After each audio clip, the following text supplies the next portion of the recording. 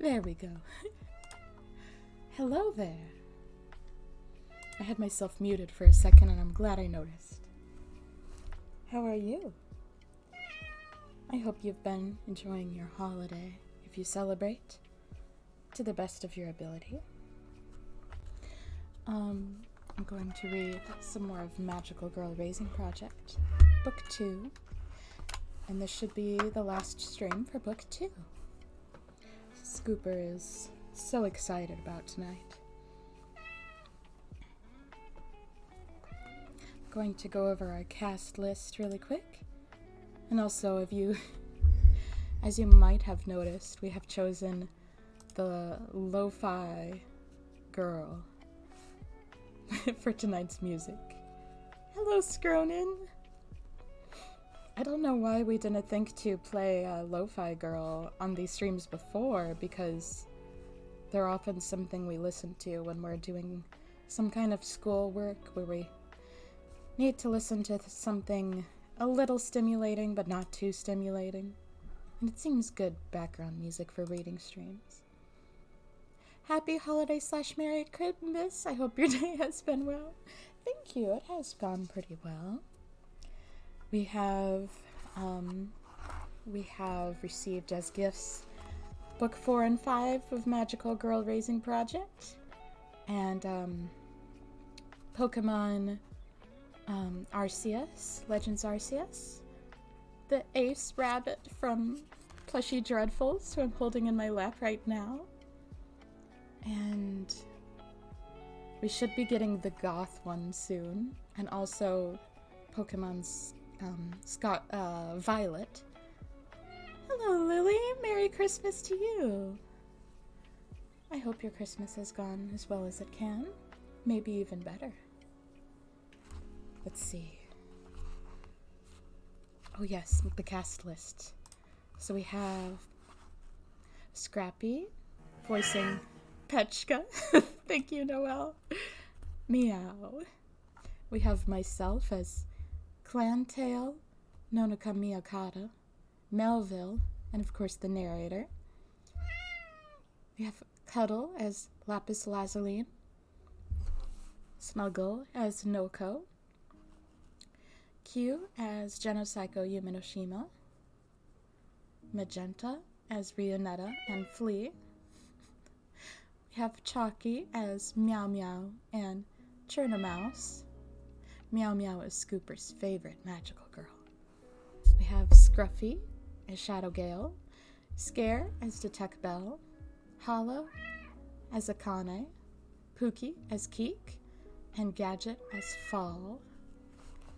Okay, I'm continuing now on page 137. I think I should be able to finish the rest of this book tonight. Detect Bell.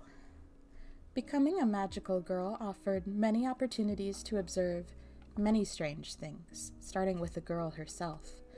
But still, not many of them would see something as unreal as this. So many Zephyrs, this is going to be a great stream. Oh, I'm not sure if you've been to one of these before, but I hope you enjoy it. Either way. It had to be a mile or two away, but even so, the feeling that the brutal conflict might spill all the way over to them kept Detect Bell on edge. Even their slightest motions created intense dust, clouds, and noise. The 100-foot Churnamouse and the 100-foot... what would you call it? At a glance, it resembled a crab. Of course, it wasn't really a crustacean. It was entirely mechanical. Flea had called it a 10-legged tank, hadn't she? The ground rumbled and dust billowed up as Churnamouse ran to make a grab at the tank, which it blocked. Detect Bell could sense the sound and impact of their struggle all the way where she was. Two of the machine's legs grappled with Churna's arms, while one of the other 8 legs took the opportunity to strike her side, causing her to lose her balance and fall over. Clouds of dust obscured her from Detect Bell's vision, but still, Churnamouse rolled away from the tank, knocking over the high rises in her way, cracking them underneath her massive frame, crushing them to the point where it hurt just to look at them. Mouse withdrew, but the tank didn't give chase. I don't know why, I just imagined Mouse going into a Pokeball. It stood firm. Then a protrusion where a crab's eyes would be flashed, and something exploded a ways ahead of the tank. The tank had fired its lasers. It launched Mouse back and sent her rolling along the ground. 3 buildings were destroyed in the exchange, but they were behind the tank now, and Detect Bell couldn't see them from where she stood. Even from atop a distant high-rise, Detect Bell could grasp the massive scale of this destruction. Melville was squinting her right eye a bit. Every time Mouse was attacked, Lapis Lazuli yipped, which was highly annoying. Detect Bell could see where this battle was headed. The 10-legged tank was overwhelming Cherna. It had more methods of attack available to it, moved fast, and it was also equipped with projectile weapons. Detect Bell never would have imagined that any magical girl could beat Cherna Mouse, but at this rate she would go down. It seemed like Melville and Lazaline didn't want her to lose, but Detect Bell wouldn't really mind. Maybe it would be better if she did. That morning they received a request.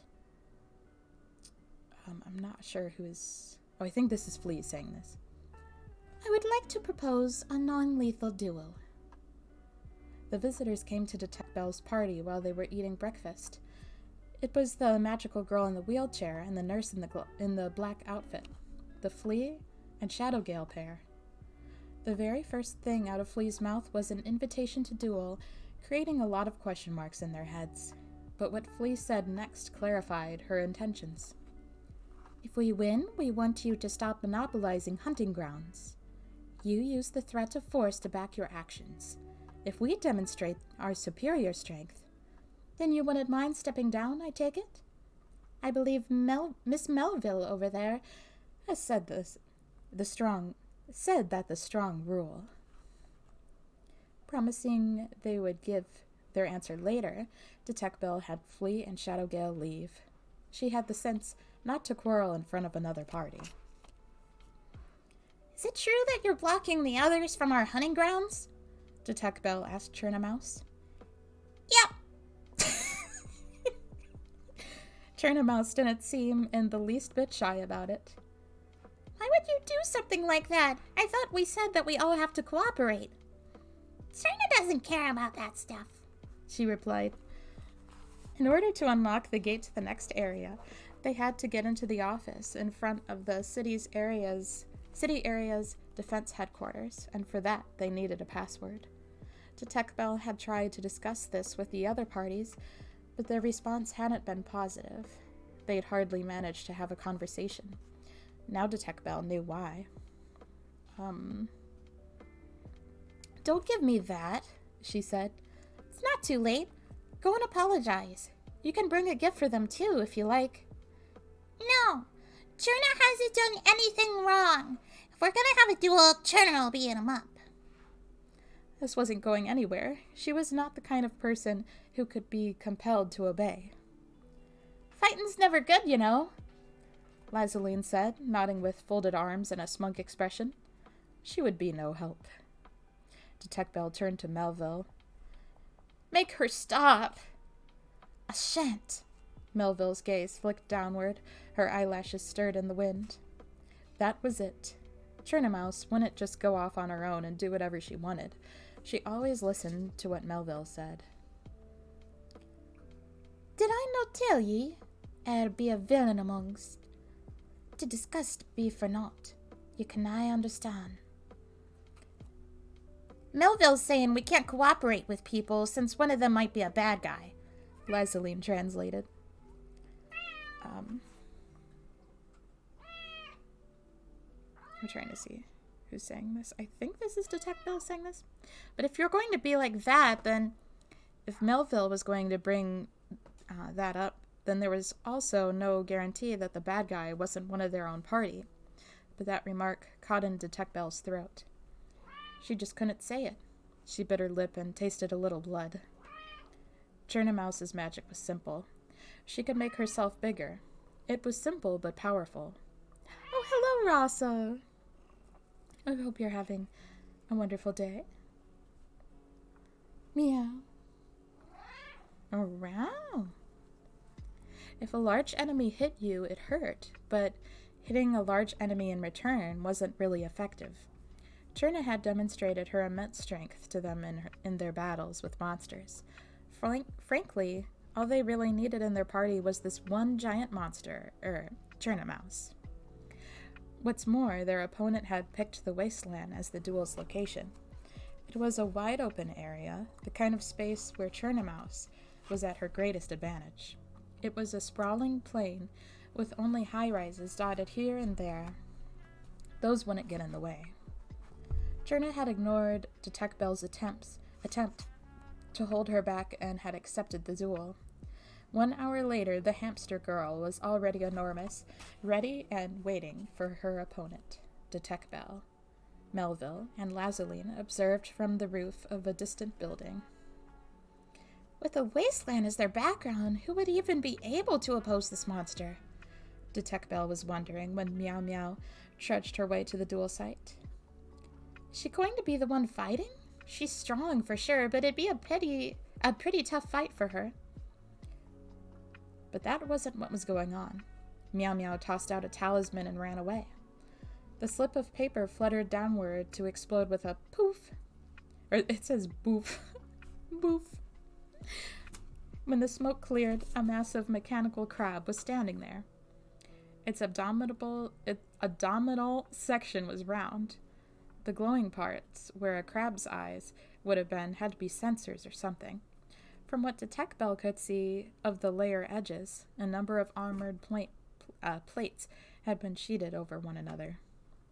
The thickness of that armor made the tank seem like it would be slow, but the 10 legs extending from its torso maneuvered with quick little movements. Each leg had 2 joints and a sharp point at the end. The limbs were covered in thick, metallic, armor-like plates on the front side, whirring, rattling, and clicking mechanically with every movement. The whole thing shone a metallic black, and the tank had no square parts. It was rounded in every way. Unlike a real crab, it had nothing resembling pincers, so it resembled a spider, aside from its number of legs. It was about the same size as Cherna Mouse, and perhaps heavier. Basically, it was huge.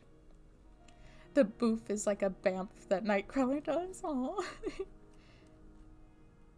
With Flea on her back, Shadowgale ran up one of the crab's legs, opened up the lid on its torso, and literally kicked her in before she closed the lid and scrambled back down. Shall we begin the duel, then? The voice was loud, probably amplified by speakers, but it was definitely Flea's. Cherna Mouse was surprised, but she didn't back away. She approached to grapple with the machine, and the duel began. Cherna Mouse was at a disadvantage. It was looking bad for her. She'd never be able to win at this rate, and to be honest, Detect Bell wanted her to lose. She'd made them into real hypocrites by being so uncooperative with other parties. If Cherna lost this, that would satisfy everyone else, and it would probably make working with them easier. Cherna Mouse's whole body was trembling like she was ill as she crouched down, crossing her arms over her eyes. She appeared to be protecting herself from attacks. Seeing her misery under the barrage of blows hurt to watch. We should make her stop. Cherna's already lost, Detect Bell said, looking over toward Melville, who was facing the battleground with a calm expression. At this rate, worst case scenario, Cherna gets killed. They said this would be bloodless, but sometimes people get impulses. Shield your ears, was all Melville replied. Cherna braced her legs wide on the ground, crouching down. Knees bent, arms spread wide, she opened her mouth so big it covered a third of her face, and her throat vibrated in a howl. The heavy-looking tank reeled, staggered, bowed backward, and then dug its claws into the ground to withstand the roar. Nearby buildings crumpled and collapsed. Clouds of dust blew away. An instant before... Hang on. Gravy! Gravy! Gravy! Okay. An instant before, Detect Bell had plugged her ears, opened her mouth, and thrown herself to the ground. The booming noise made everything shiver and shake as Cherna screamed and raged.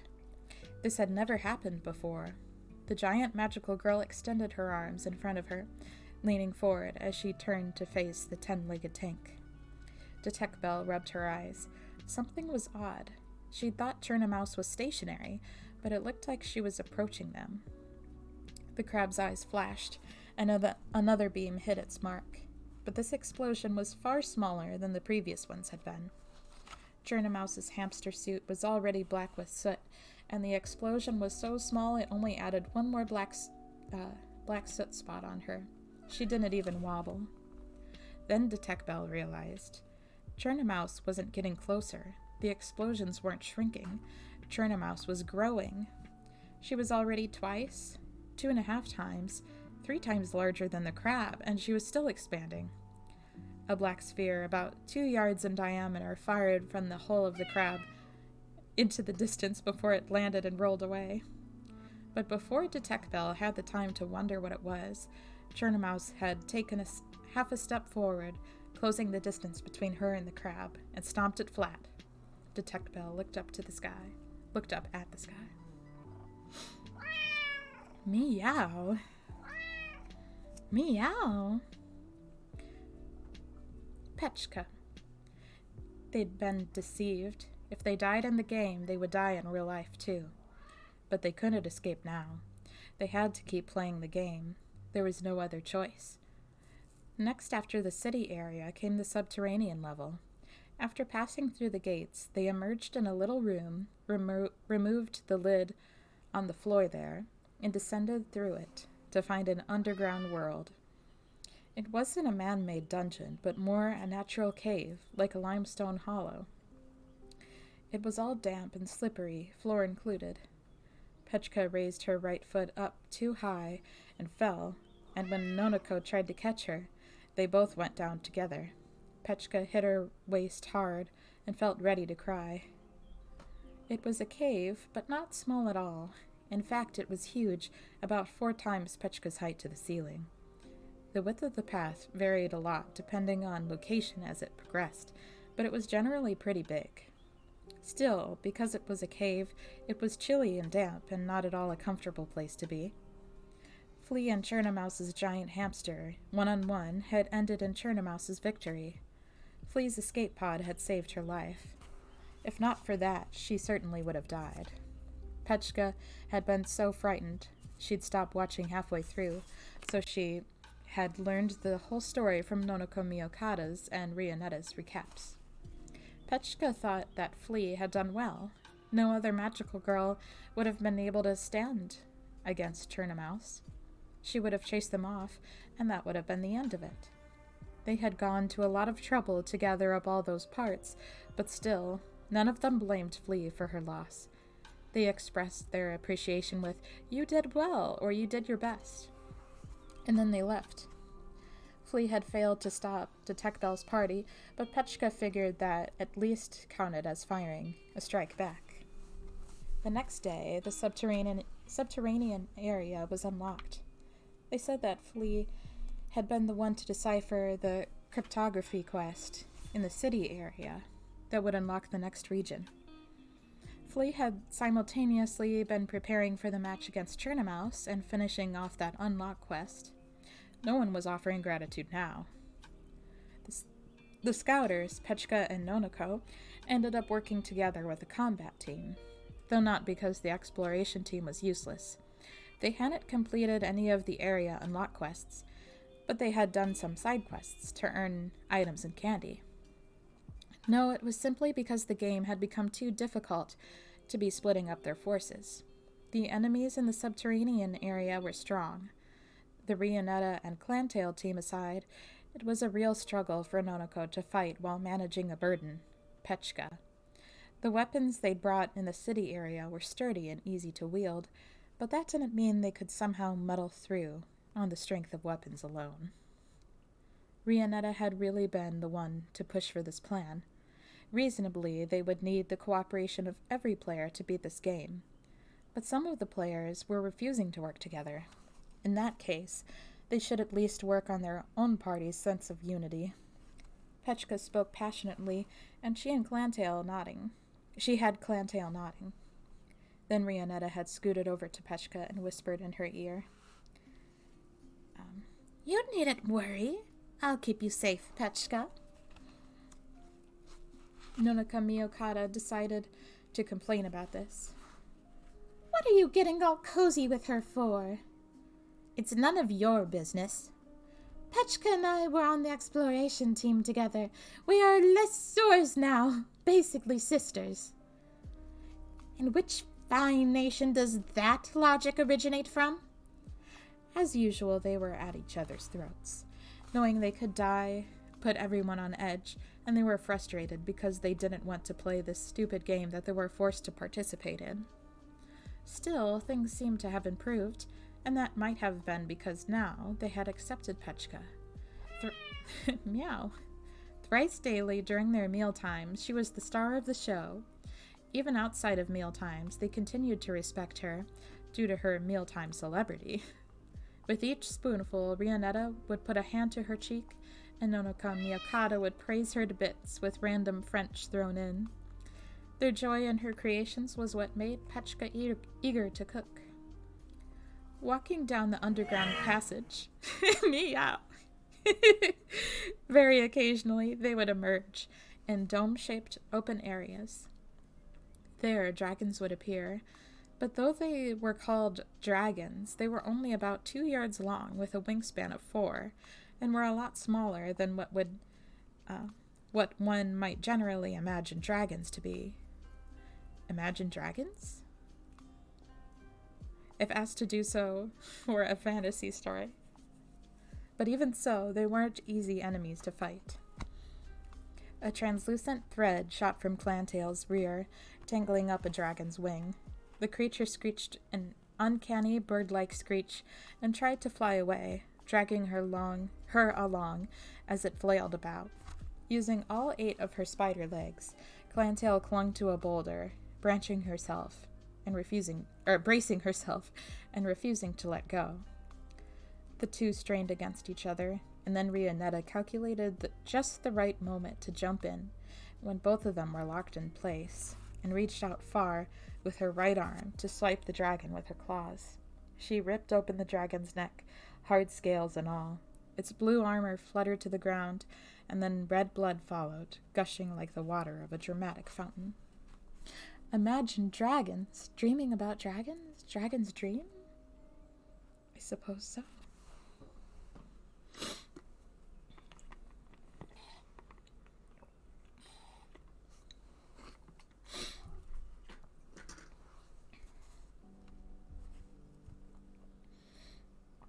Ever since they'd begun fighting in the subterranean area, Clantail had spent more time with her lower body transformed into a massive spider.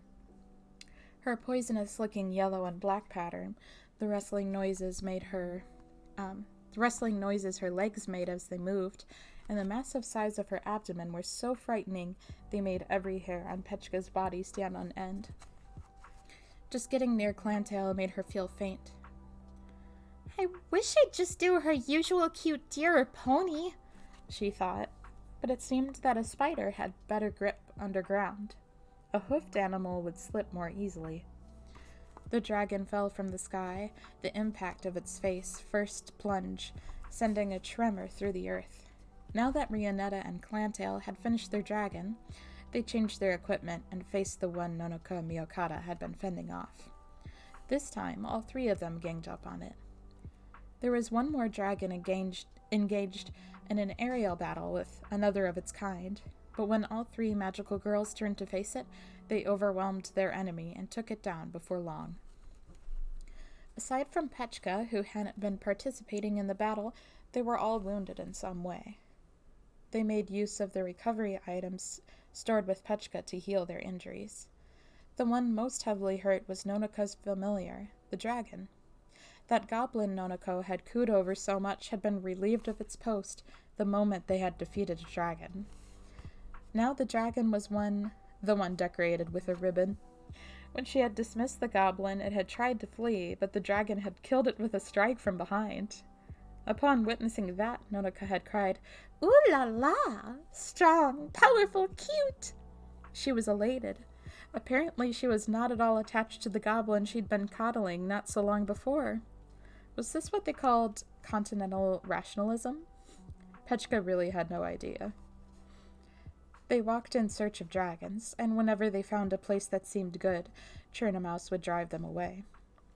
So they'd go somewhere else to find dragons, beat them, gather up the candy and rare drops, and then use that candy to buy recovery items and other things.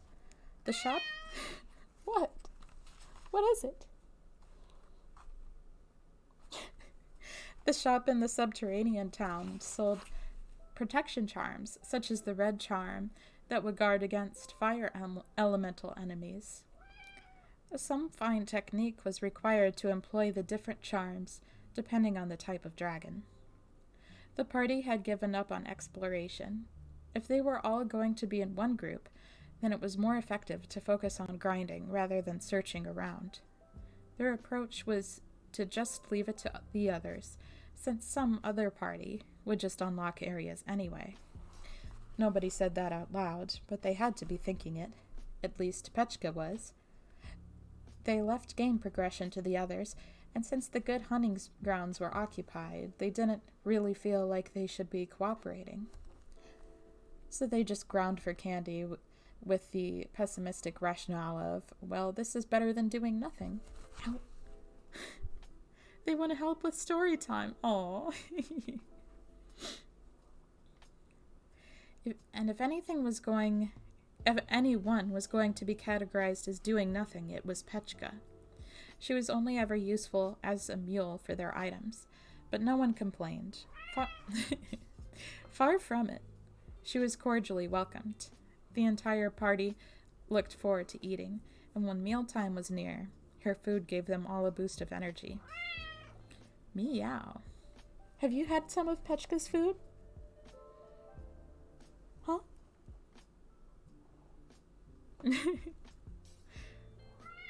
Yeah.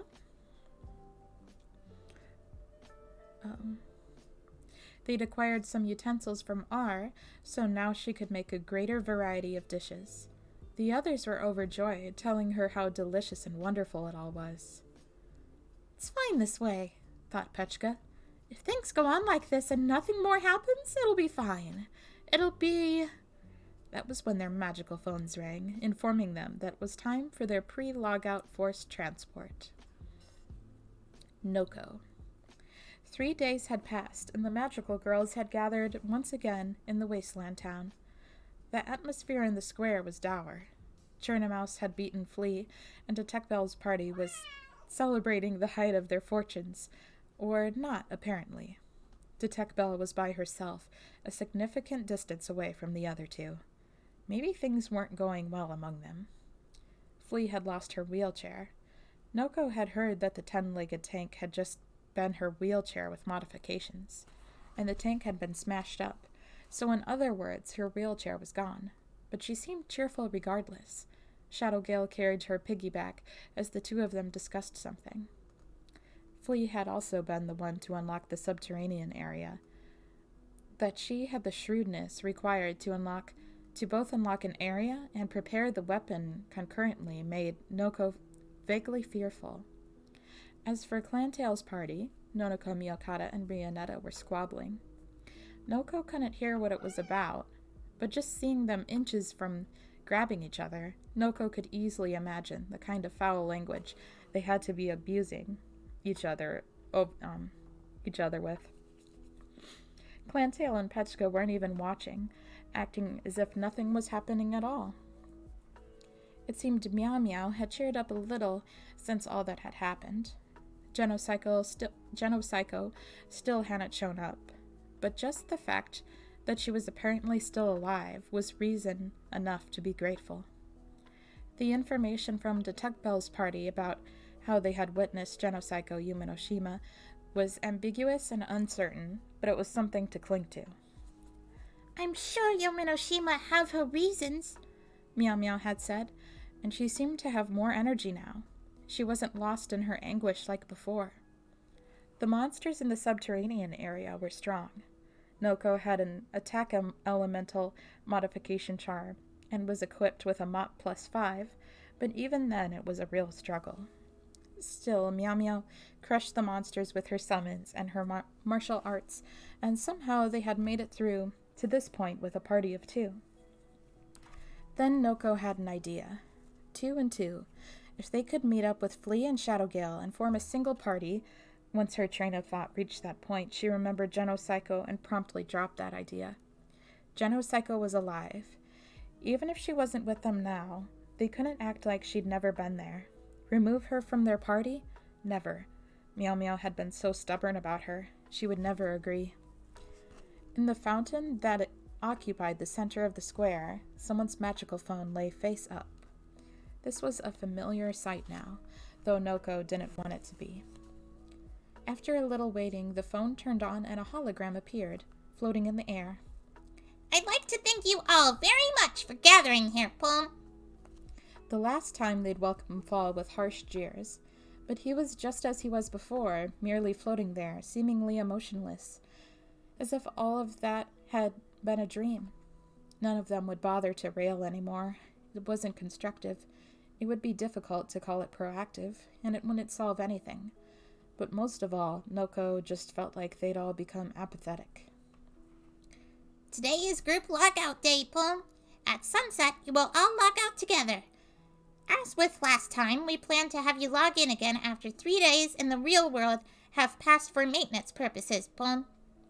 Fall twirled on a horizontal axis, scattering gold scales. Just like before, there will now be a random special event. This time, the event is... Fall's voice cut off. They were all waiting for it to continue, but it was silent, frozen. Flea had beaten them all by a wide margin during the previous event. What would this one be? The image of Fall shrank and then stretched. Noise ran across it, distorting the picture. Fall was expressionless, but mysteriously still appeared abnormal. Everyone, please check the amount of magical candies on your phones, Plum. Noko checked her phone. Total candy, 2,651. Being a party of 2, they didn't have to split the candy up as many ways, but they were surely less effective at monster extermination than a party of 4 would be. She and Meow Meow had only purchased a minimal amount of items: recovery medicine, the monster encyclopedia, attack elemental modification charms, travel passes, weapons for each of them, and a teleporter. But still, their candy stores had to be low compared to those of the other parties. 15 minutes from now, said Fall, the player who holds the smallest amount of candy will die, Plum. The square went dead silent. After a few seconds, the square was filled with hissing and fierce roars of anger. Once again, Nonaka, Miyokata, and Rionetta were quarreling. This is exactly why I told you not to squander all that candy on our... accused Rionetta. Mon Dieu, and who was it who was scarfing down all that food? You were like, it's so good, it's so good. The other members of their party made no move to stop them, and the other groups were too busy raging at Fall to even consider intervening. The little spheroid just repeated the same message. It can't be changed now, Plum. Your understanding, please, Plum. I will repeat it one more time, Plum.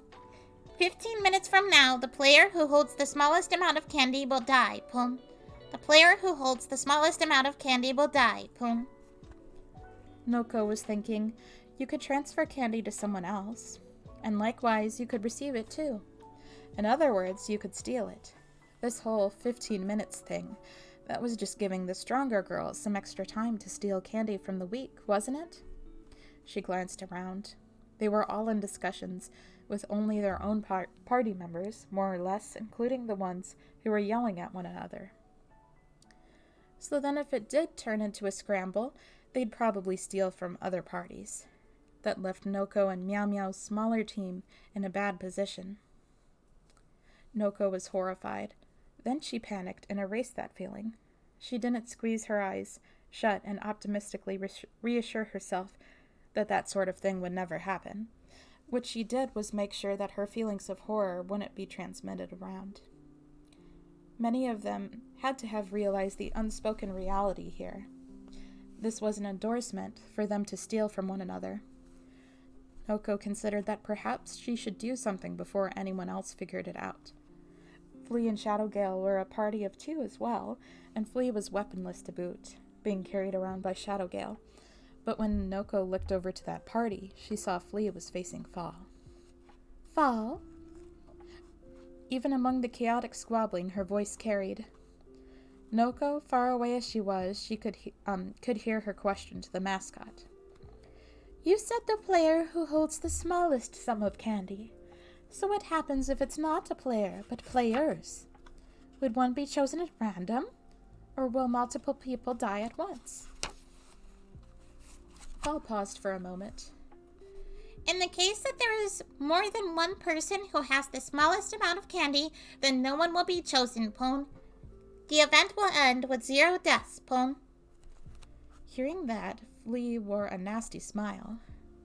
Are you relieved to have someone notice that player singular part? Fall ignored Flea and repeated the announcement.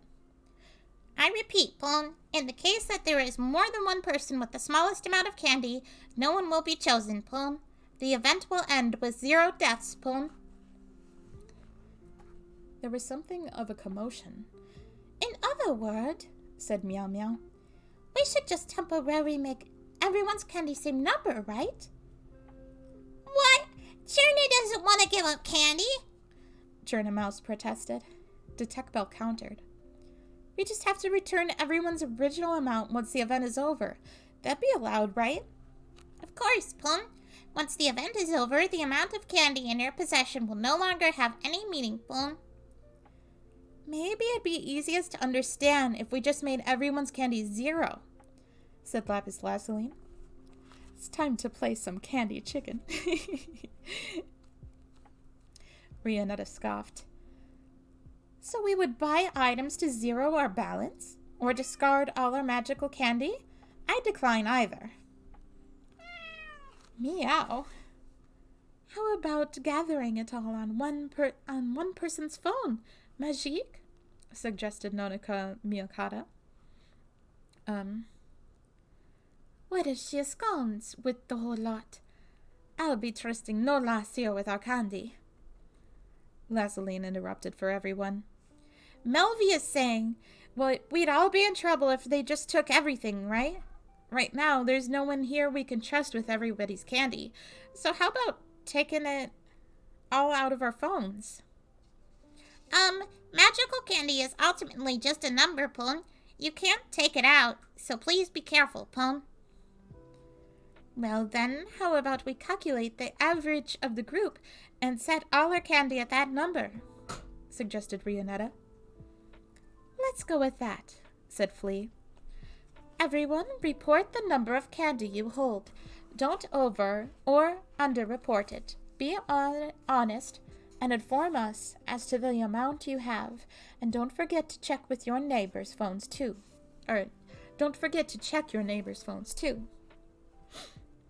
When Flea added, and don't forget to check your neighbors' phones too, like an afterthought, Noko sensed that some hidden malice was surfacing. But still, she was relieved that they wouldn't have to steal from one another. The curses, wails, and cries of anger disappeared, and they all quietly set into action. Noko didn't even have to influence their emotions. Magical girls were realistic and practical, and that still held true when they were using fantastical magic and being forced to play a kill-or-be-killed game. Wherever, whenever, whoever the magical girl, if shown a good way to go about things, she would cooperate and take that option. They all reported the amounts of candy that they held, and Flea calculated the average in her head. There was a remainder of 3, but it was decided that Flea would take the extras. It would work just fine as long as there were multiple people holding the smallest amount in the end. What was surprising was that Meow Meow and Noko's candy reserves were actually higher than average. They hadn't been proactively grinding like the other parties competing for hunting grounds, and the only other thing you could spend candy on was R. Was there some quest or other that required candy? Meow Meow pulled out Genopsycho's phone too. The amount of candy on it hadn't changed. It had been at the same number since they finished that unlock quest, so now that the monsters were dropping more candy, her stores were comparatively low. Noko helped manage Genopsycho's phone, adding and subtracting candy from the other magical girls. The only sounds in the square were the beeps of their magical phones. They all surrounded the fountain in a circle as they exchanged magical candy, monitoring one another for any strange behavior. Before long, the numbers on their phone had evened out, and all of them, aside from Flea, ended up with the lowest number. 3 more minutes to go until the time limit fall had announced. Flea, carried by Shadowgale, Meow, walked to each girl and her magical phone, checking to see that there were no errors. She gave the thumbs up. It's okay. The beeping of the phone stopped, and some of the girls began chatting with the others nearby. Flea told them all to keep your eyes on the phones of your neighbors. But even so, the atmosphere had relaxed. Noko looked at Meow Meow beside her. Their eyes met. It's relief, huh? Yeah, it is, Noko replied. All of their phones rang. The time had come. Val announced, Holding the smallest amount of candy is... Huh? A magical phone bounced on the ground with a clatter, and its owner followed, landing on her back. For some reason, she fell slowly, sleeves fluttering, hair flowing. The moment she collapsed... What are you doing? He keeps grabbing our butt. Her sunflower seeds scattered around her. The device hit the girl's body and fell over, coming to a stop by her head. The light from it illuminated the girl's profile. Her expression was vacant, not understanding what had happened. The one holding the smallest amount was Churnamouse. Poon. Uh-oh. I want to help a lot with the story. Scoopy. I want to help so bad. Yeah.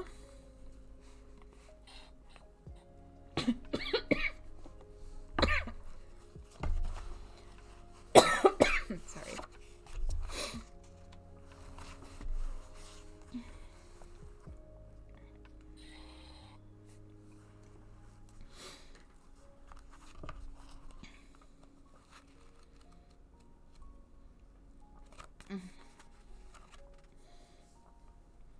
Master Side, number 4.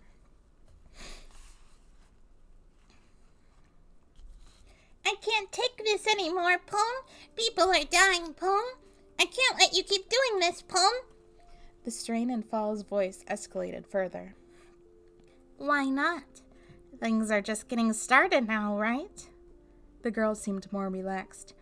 Her right hand left her glasses so she could snap her fingers, and the noise changed the images in the monitors. Magical girls appeared on every one of the screens, covering the floor, walls, and ceiling. The fallen Churnamouse, Akane crushed by the building. Oh, I forgot Akane died. I'm sorry. Let me edit our cast list. I'll delete Akane and Churnamouse. We were thinking someone died last time we read, but we couldn't think who it was. We knew Genopsycho looked like she was dead, but sounds like she's still alive. So it was someone else. Okay. Masked Wonder, her head smashed in. Then a rock dropped. Oh, wait. No, wait, we already had Masked Wonder. Okay. Sorry. Then a rock dropped on her once she was down. Magical Daisy and her blown-out torso. The rows of monitors, large and small, displayed the brutal images of the magical girls' bodies. Akane is fucking dead. Wow, round 1.5 is going to be so different now. We still need to watch that. We've seen quite a bit of that, I think, as a kid. But it's been a really long time.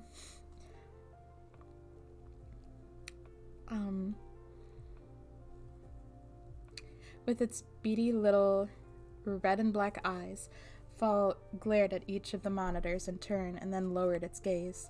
Its holographic body blurred, noise running through it. Falls! Enough! Don't kill it! Or people! It was just its image that was warping. Its voice was distorted with grating static, too, as its pitch randomly shifted between high and low. The girl smiled. How awful of you to say that. When exactly did I kill anyone? What happened with Magical Daisy was an unfortunate accident. After that, they started killing one another on their own.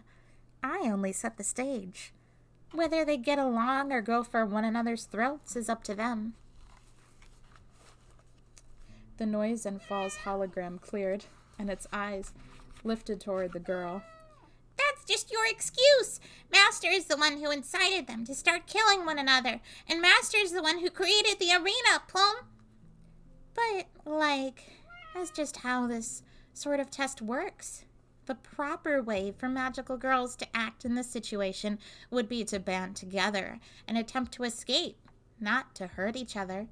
Right? But even Magical Daisy at the start, you clearly meant to harm by placing an enemy that reflects projectiles so early in the game, Plum. That wasn't an accident, Plum. You are being paranoid. Magical Daisy just wasn't as cautious as she should have been. Like a ball hitting the floor, Fall's body squashed flat, stretched, and shrank, its synthetic voice producing sounds resembling anguish. The girl took no notice of Fall's pain, smirking. I sent a message to the Magical Kingdom. Wait, sorry, wrong character. I sent a message to the Magical Kingdom a little while ago, said Fall. I reported everything, what's been done here right now, and who's been making these girls kill one another, Plum. Oh, really? The girl replied, still smirking. Chapter 5, The Big Dragon and the Chinese Girl. Petchka. Churn a Mouse fell. What happened after that, Petchka watched with total detachment. Are you okay? Someone checked Churn a Mouse's magical phone, yelling out that it was one candy short. Another blamed Flea for this, since she'd been the one checking all the phones. Yet another took her side, defending her. And then they were all squabbling. Everyone seemed uneasy. They had gone with a method Fall had assured them would work out, and for some reason it had failed. They discussed and shouted and foisted the blame on one another, contending, debating what had happened with this, what was going on with that, and still they reached no conclusion. When they tried to ask Fall, he seemed confused as to what had happened. They were getting nowhere. Detect Bell's party left the square to go bury Churn a Mouse, and the other group split off. Vague anxieties remained in Petchka's heart. She was hit with the realization that sometimes people would die, and they wouldn't understand why. Just being dragged into this game and forced to play at the risk of her own life was enough to make her head spin, but the ambiguous rules ensured that they had no idea how they might die, or for what reasons. It had been about 2 hours since Churn a Mouse's death. Rionetta and Nonaka Miyokata continued to bicker right up until they returned to the real world. Clantail was clapping her hooves in irritation, while Petchka gazed up at the sky. It was pitch black, no stars, moons, or clouds. When Rionetta and Nonako noticed that Petchka was looking up at the sky, they stopped bickering and lifted their eyes. Clantail stopped tapping her hooves and followed suit. Rionetta muttered, "Hunting will be easier now." Churn a Mouse had been the gatekeeper, helping her party squat on the good hunting grounds. With her gone, no one would complain if Petchka's party wanted to go to those places. In fact, their party was now the only one to still have all 4 members. So then doesn't that mean we're the strongest in a fight right now? Petchka wondered, and then she was sorry for even having thought of that. When she looked at the others, not counting Rianetta, who'd been the one to say it out loud, Nonica was nodding, and it seemed she and Clantail were thinking the same thing. That just distressed Petchka even more. And now we have Graby meowing. What's up, little guy? The first thing that Chica did when she was back in reality was turn her attention to the sky. Clouds obscured 2/3 of the waxing crescent moon, and dark gray masses blocked the stars, too. Even so, it looked like a proper night sky. She was grateful to have come back to see it. When Chica got up the next morning, she washed her face, put some incense on the family altar before breakfast, and pressed her hands together. This had never been a custom of hers, and she wasn't terribly devout, but she had nothing else to cling to. Her little brother laughed at her, her parents seemed concerned, and her grandfather praised her for it with a comment that he was impressed. But Chica wasn't really paying attention to her family's reactions.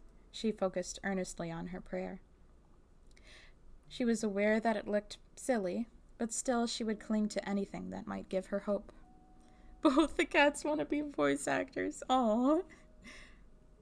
Graby. Graby gonna be a voice actor tonight? Meow.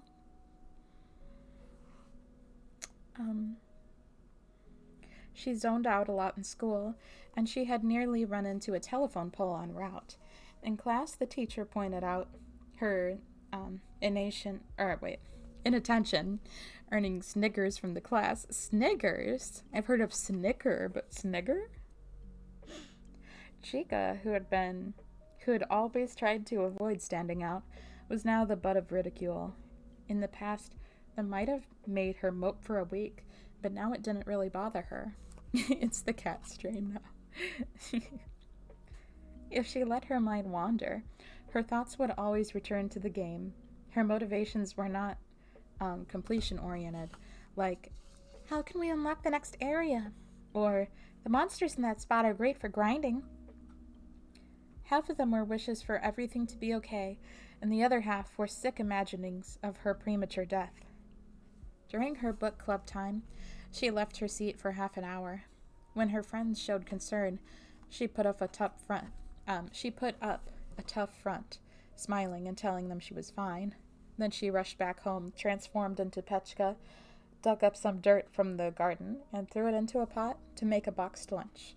Rolled omelets, bacon-wrapped asparagus, wieners cut to look like octopuses, rice with seaweed sprinkles, fried chicken, mini tomatoes, and a cooked spinach, ohitashi salad. She packed some fruit in a separate plastic container. Examining the contents of this lunchbox, she thought it looked a little childish. She made it according to her own preferences, thinking it might be fun to eat such a lunch, and this was the result. Maybe I should do some research on a cooking website, she thought. She then got changed and headed to the baseball grounds. On the way, she helped an old man who was loading his mini truck with daikon radishes. He thanked her, and she replied with a smile, while internally she was scoffing at herself for assisting people at a time like this. This was just another method of escaping reality. Ninomiya literally came running to her. The baseball grounds had the facilities for night games, so to keep the darkness at bay, they put on glittering lights as they practiced. In the summertime, bugs gathered around the bright bulbs, including rhinoceros beetles and stag beetles, and that attracted kids and hobbyists with no interest in baseball. Ninomiya wolfed down the lunch as fast as he could so that he would be on time for his evening practice, and when he was done, he faced Petchka with his hands together and bowed in appreciation.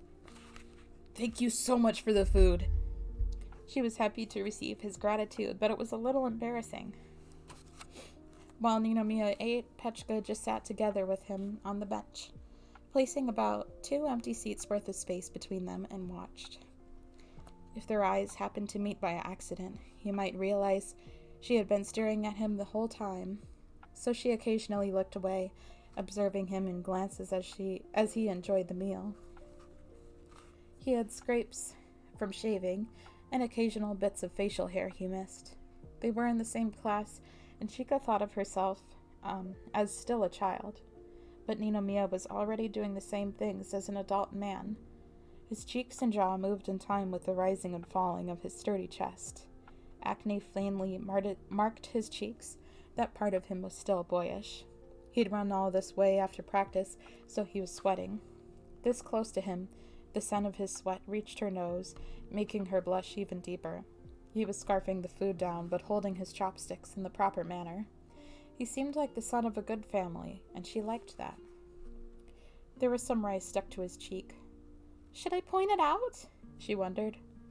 "Would it be okay for me to pluck it off him? It would definitely be a bad idea to take it and put it in my own mouth. So if I wrap it in a tissue and throw it away, that wouldn't come off as gross, would it?" But while she was busy worrying about it, Ninomiya wiped the offending grain off his cheek with a finger and popped it in his mouth. This was all she did on the first day, observed his face and eating habits. She didn't talk much. Just thinking about saying something to him made her nervous, and she didn't want to bother him. He was focused on stuffing his cheeks and enjoying the food. But on the second day, Ninomiya started talking to her. Chica was already aware that he was more of a chatterbox than might be expected. He talked enthusiastically about all sorts of things. How he'd been batting well today. How the coach would sometimes bring his dog, which was big and scary looking. How when he'd tried practicing a knuckleball, the coach had gotten angry with him and told him to stop fooling around. And how the bicycle he rode to school was broken, so now he was running to school. Lots of things. Pechka was happy to watch Ninomiya enjoying himself. "Oh, hello, Fuki! I hope you've had a nice day today. Nice holiday." But then he asked, "What about... Wait. Okay. Yeah, I thought I went back. I'm at the right place. What about you?" And Pechka didn't know how to answer. She realized that Pechka couldn't talk about herself. She couldn't say, "I'm a magical girl." And neither could she say, "I'm being forced to play this really horrible game." But on the other hand, she couldn't introduce herself as Chica either. She could say they went to the same school, but that was Chica, not Pechka.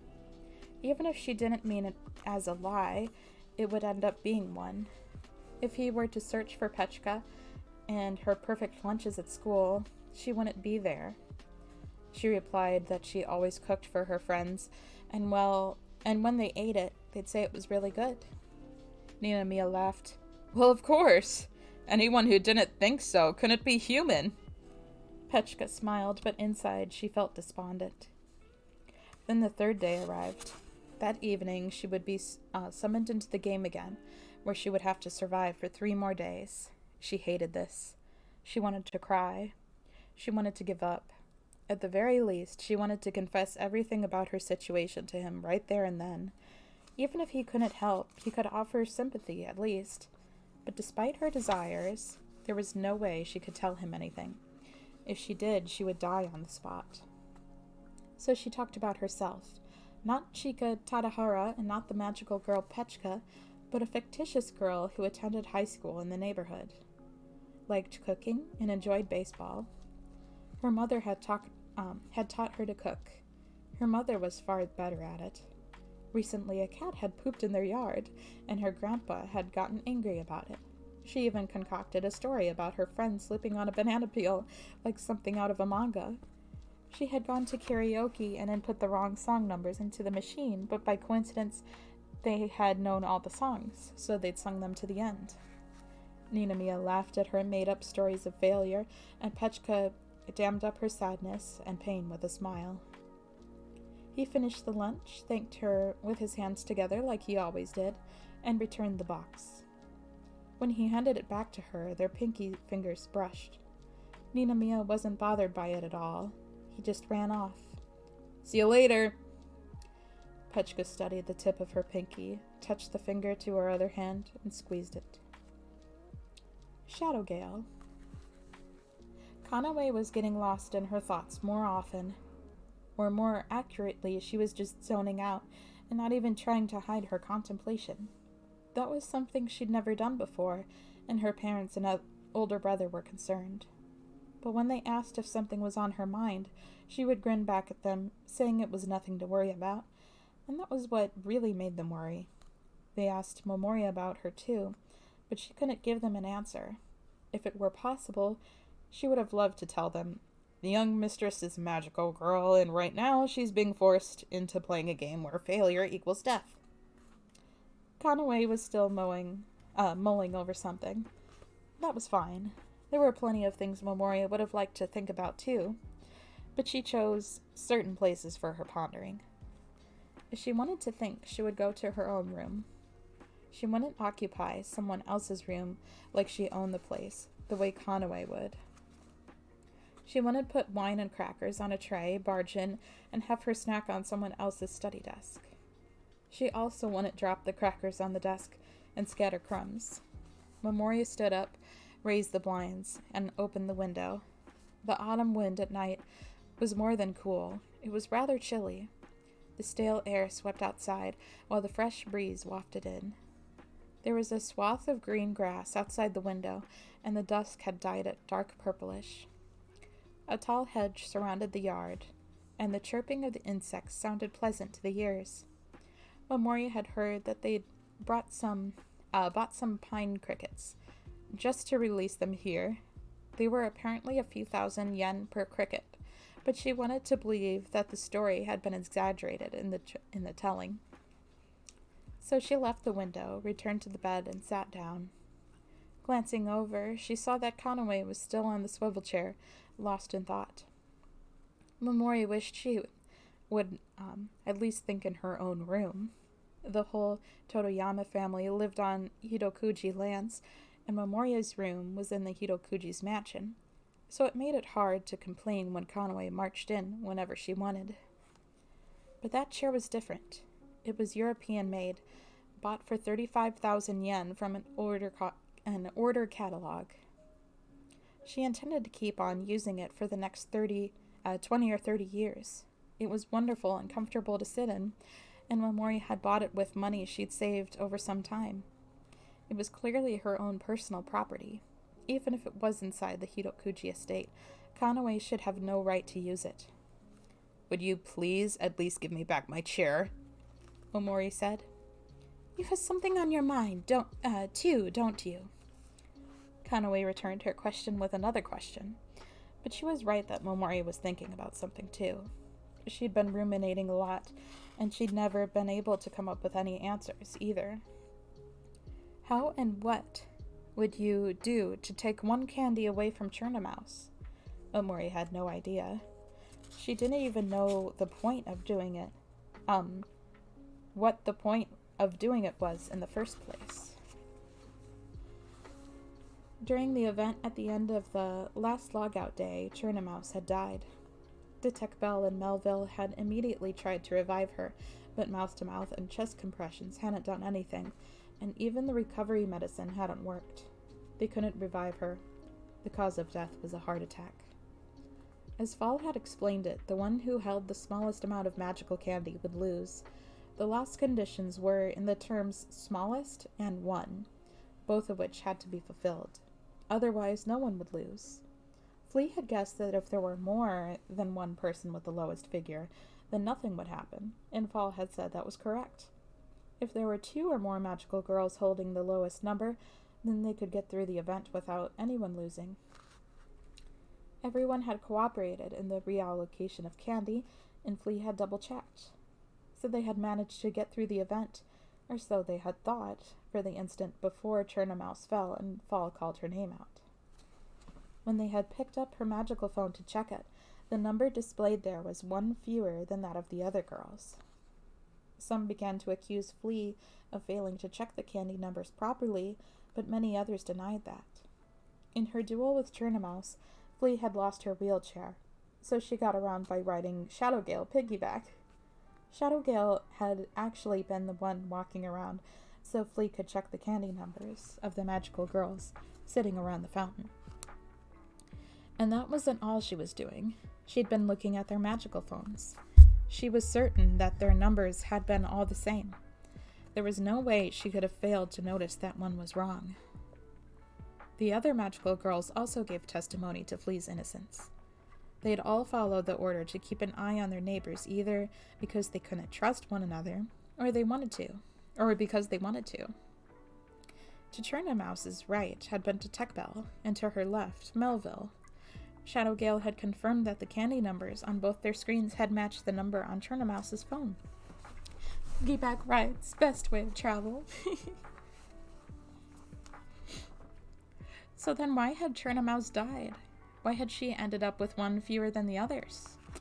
Memoria came to no answers. You could use a magical phone to transfer candy, but if anyone had done that after everyone's candy was arranged, the phone's beeps would have exposed them. It would have been possible before all the candy was sorted out. While they'd been arranging the candy, the square had been filled with the beep, beep, beep, beep of enchanted electronics. But it would have been pointless to meddle with the candy numbers at that point. Flea and Shadowgale had checked them all afterward, and Churna's neighbors on either side had done the same. If the numbers had been off, it would have been caught. Had someone manipulated the phones with magic? That couldn't be done either. You could physically smash the devices, but even after disassembly, it was impossible to rig anything there or set anything inside. If you tried to control a phone from the outside using magic, it would just break. Shadowgale had already verified this personally. Churnamouse's candy, Omori's thoughts spilled from her mouth. Conaway pulled a math notebook out of a drawer in the study desk, flicked off the pen cap with her thumb, and smoothly wrote out the names of all the magical girls the parties were affiliated with and the magic powers they had. That's my notebook, my pen, Omori protested. Yeah, I'm using them. Party A, Flea high-powered wheelchair, Shadowgale mechanical modification. Party B, Clantail transforming the lower half of her body into an animal. Rionetta controlling dolls. Nonoka Miyakata making allies of animals. Petchka creating delicious food. Party C, Churnamouse's party. Detectbell conversing with buildings, can't use it in the game. Sat right of Churnamouse. Melville camouflage, sat left of Churnamouse. Lapis Lazuli teleporting to location of her gem. Churnamouse making herself a big victim. Party D, Noko transmitting her emotions. Meow Meow capturing items within her talismans. Genoseiko Yumenoshima, invisible suit. Only her phone participated. Clearly they had the smallest one. Out of all the ones, it was a baby one. The post-mortem breakdown was detailed with more information than Memoria had anticipated. How is this so thorough? You've got the magic of people you've never even talked to listed here. Because unlike you with your hunting task, as the one in charge of exploration, I've come to know more people. After that great scuffle in the square, I immediately went asking around. Though in the end, the killer was presumed to be that samurai girl, we were still victims. Our ally had been killed and our items stolen. I'm sure none of them wanted to draw suspicion by trying to hide their abilities and failing. And can we believe this information? Asked Momori. When I asked each of these people, they were within earshot of their fellow party members. If they had lied, their allies would have reacted somehow. Even if they didn't directly accuse that person and ask why they were lying, they've had some kind of tell. But if someone is lying about her magic, even to her own party, then that's something else. If someone were lying to even her own party about magic, that one would be the culprit. Have you figured out who did it? Like, does one of the girls have powers that could have manipulated Churnamouse's amount of candy? I don't care about that. You don't? But I thought I told you. I don't need proof. All I need to know is character. This memo is ultimately just an expression of goodwill toward you. I'm not going to try to deduct the culprit's identity based on opportunity or motive, but you're different, aren't you? So I'm sure you'll find this useful. Conway shoved the notebook at Momori, scooped up the stuffed bear that sat on the side of the bed, and plopped down on the chair again. So apparently all that thinking hadn't been about how the culprit had removed a candy from Churnamouse's inventory. Momori was privately disappointed, but she kept her expression stiff to hide her feelings from Conway. She plopped onto the bed and then lay down. Using that knowledge of all the girl's abilities and also taking into consideration the in-game items, Momori tried to come up with a way someone could have removed that candy from Churnamouse's magical phone. But she couldn't. In fact, it was impossible. Simply destroying the phone was one thing, but bending its functionality to your whims was impossible. Messing up the display or silencing the beeping just couldn't be done. If Momori were forced to come up with the most likely suspect, it would be herself. Her magical ability to modify machines was broad in scope, and even if she couldn't tamper with the displays or the noises they made, she could have come up with some incredible way to remove that one candy. However, Momori knew that Shadowgale was not the culprit. She hadn't done it. But there was a but. Though Momori knew she was innocent, the others wouldn't know that for certain. She had plenty of motive to do it too, after Churnamouse had beaten them in a duel the other day. If they began to suspect her, things could get bad. I didn't do it, Momori said out loud. I wonder if they used an illusion over the phone to fake the amount. Possibly. I've read this book. We've read the first 3 books, but I honestly do not remember how this happens. I don't remember a lot, actually. I think I know who the survivors are, though. I know that. Well, Conway would say that, though to anyone else it might appear as if she were trying to cover up for her own. Conway would at least advocate on her behalf, whether or not that would work. It's all right, said Conway. They're not going to suspect you. I think most people would find me the most suspicious of all, since I told them your magic is creating tanks. Momori stared at Conway. Oh, wait. Oh, sorry. Wrong voice. They're not going to suspect you, since I told them your magic is creating tanks. Momori stared at Conway, shocked, and Conway returned her gaze with a calm expression. Well, it's less suspicious, isn't it?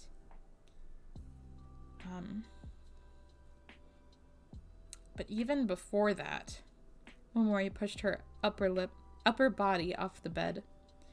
We still haven't found out who killed Masked Wonder and stole her items. Indeed. Masked Wonder had been killed and her items robbed. The miracle coin, one of the items she'd been holding on to, hadn't been in any of their phones, but someone still had it. The item was at 1-1, so it had to be in someone's device. Momori felt like these 2 incidents were similar. Meow. With both the miracle coin and Churnamouse, the impossible had happened, and the magical phones were connected to the mystery. The same culprit? Momori suggested. That's possible. What about motive? The reason behind Masked Wonder's murder was probably the theft of the miracle coin. But while it was a rare item, would you kill someone for something only ambiguously useful? Meow. It was true that the deadly stakes hadn't been revealed, but this game was full of just and true magical girls. And Churnamouse. Had it just been because she'd been an obstacle? Churnamouse's role had been to chase away any parties that would try to set foot in their hunting spots, so it made sense that she'd been an obstacle to playing the game, or she'd be an obstacle to playing the game. The motives for the both of these were related to the game. Setting aside Masked Wonder's death, by the time Churnamouse had been killed, the goal of everyone had already changed from finishing the game to escaping, which would be facilitated by playing Magma in the Void.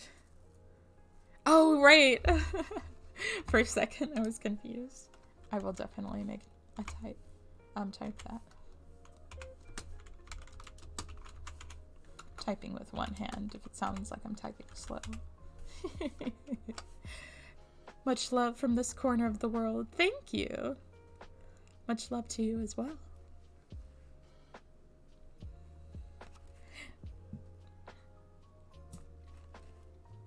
I forgot where the joke of Magma in the Void came from. I'm trying to remember. Late Merry Christmas, indeed. Thank you. Oh, Sonic Prime. That's right. Thank you. Churnamouse's party had been selfish and inconsiderate, but not enough to kill her for it. None of them knew what kinds of quests might come next. And without Churnamouse, they might run into a monster they couldn't beat.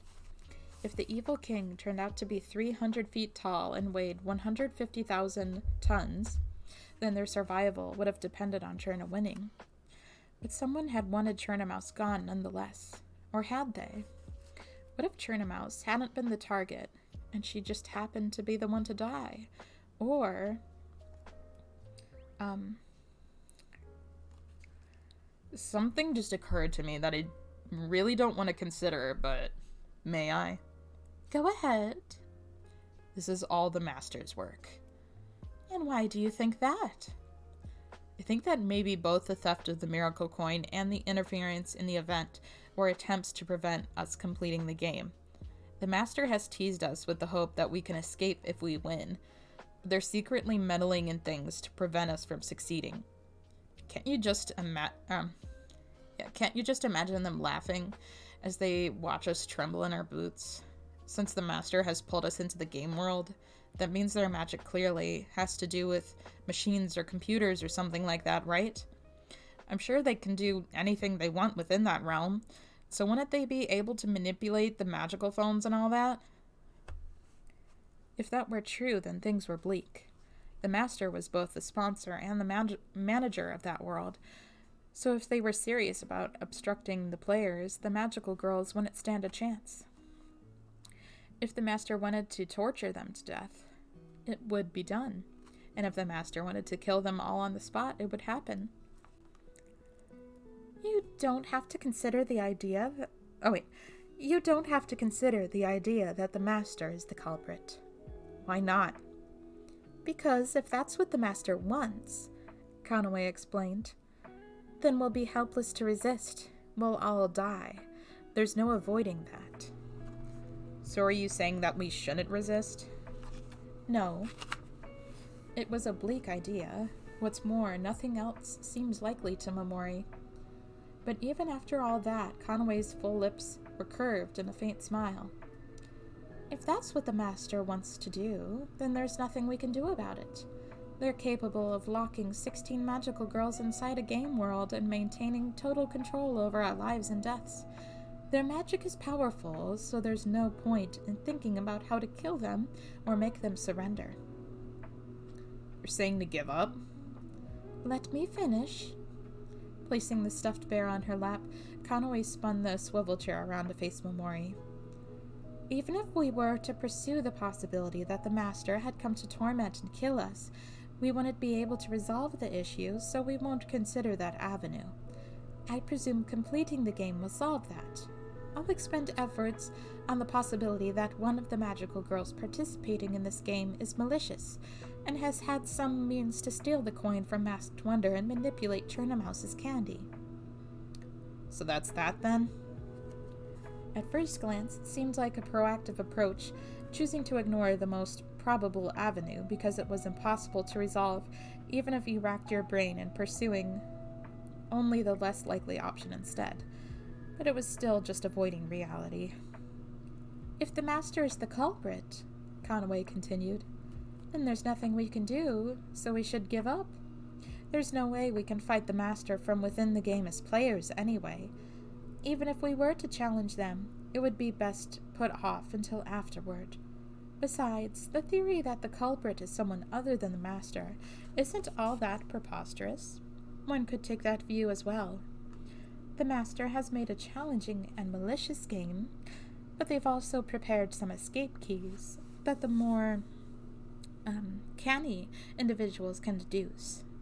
Such was the case with having multiple people hold the lowest value of candy, and how the monster encyclopedia was sold in the town near the monsters that reflect projectile weapons.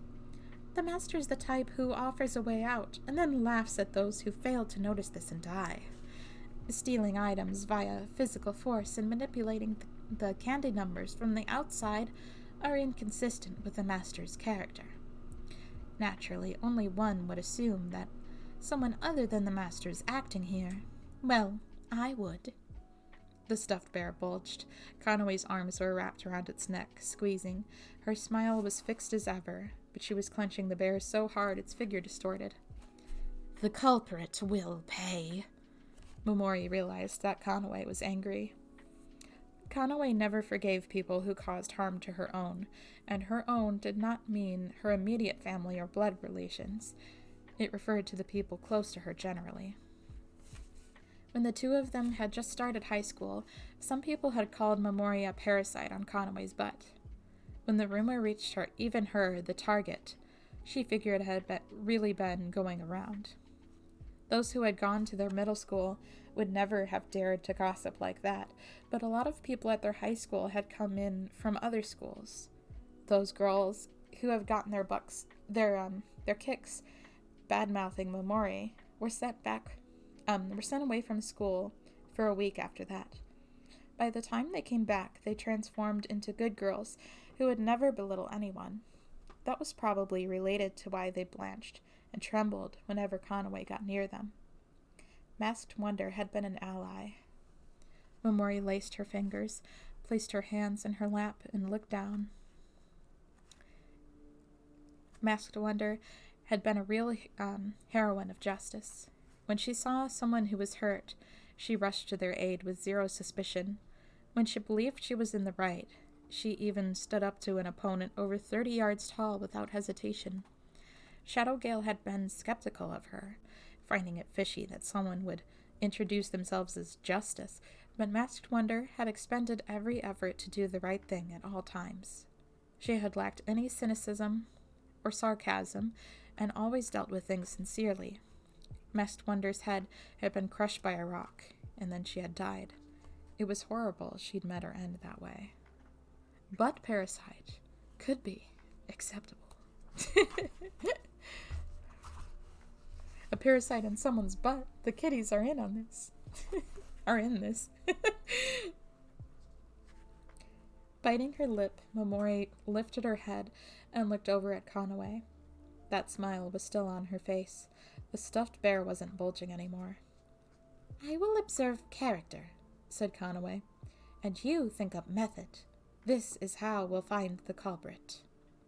Still biting her lip, Momori nodded. Let me get some water.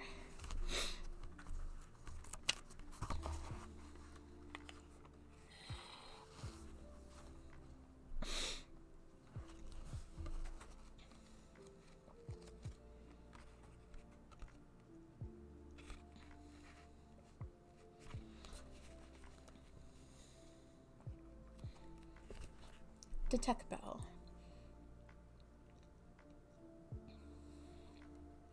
They buried Churnamouse's body at the edge of town. They placed the sunflower seed she'd loved in her grave, saving one extra for once they'd filled the hole. That seed sat on top of the mound of earth as a grave marker. Her giant sunflower seeds were, of course, not something that really existed. Churnamouse had said that they were a part of her costume.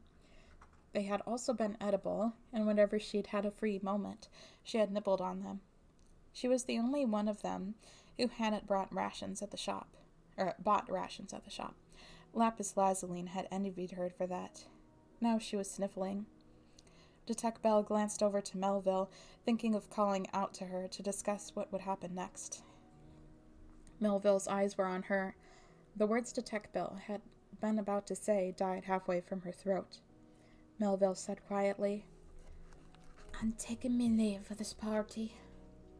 "What?" said Detective Bell. Melville was even more detached than usual. "There be a villain amongst, and I cannot fathom who. Turner's slain, and I've no trust for anyone. I'm loath to leave ye, but I must." One of us is a bad guy, and I don't know who it is. They killed Cherna.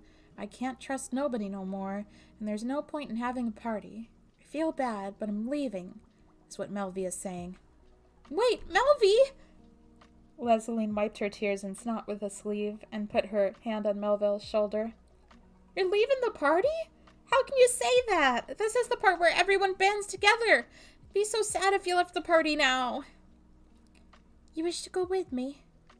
If you follow, I shan't tell you nay." I'm not going, but I'm totally against you leaving, Melvie. Melville swiped aside Leseline's hand. Leseline tried to leap on her anyway, but Melville hopped lightly over the sunflower seed grave marker, putting it between them.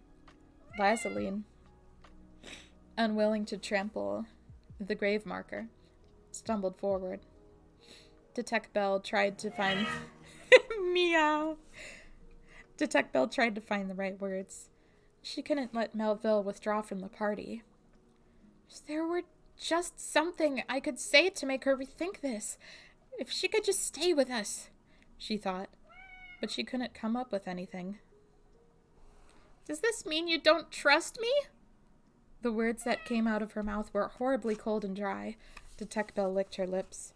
They felt parched and rough. No moisture at all. You won't stop Leseline from following, but you're leaving the party. That means you can't trust me, doesn't it? "Listen." Melville's body faded. Her face, clothes, longbow, harpoons, everything turned the color of the wasteland dirt, blending into it. "There's no need for such grievance. Deny yourself with the question of trust. You only must keep going your own way. I'll be taking retribution for Turner, and then taking me leave." You don't have to take it so badly, Leslie translated. I'm going to search for the one who killed Cherney and get revenge.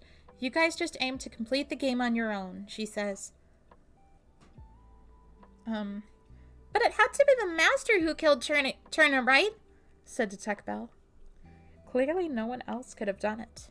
Not only had Turner Mouse's magical phone displayed the same number as everyone else's before the time limit was up, it had even displayed the same number after the time ran out. Detective Bell had been right beside her, watching, so she knew that for a fact. Turner had fallen and dropped her magical phone, and once the phone had hit the ground, for some reason it had one fewer candy. That sort of feat was impossible using either magic or items, and that impossible thing had, in fact, happened. There was only one person who could have pulled that off, the master. That event was designed to produce a loser, but Flea found a way out and went for it, said Detective Bell. That made the master angry, so they twisted the rules of the game. They made one of us lose, just according to their original plan, and then took away a magical candy from her so that we couldn't complain. Nay, recall ye Fall's reaction. He was well aware.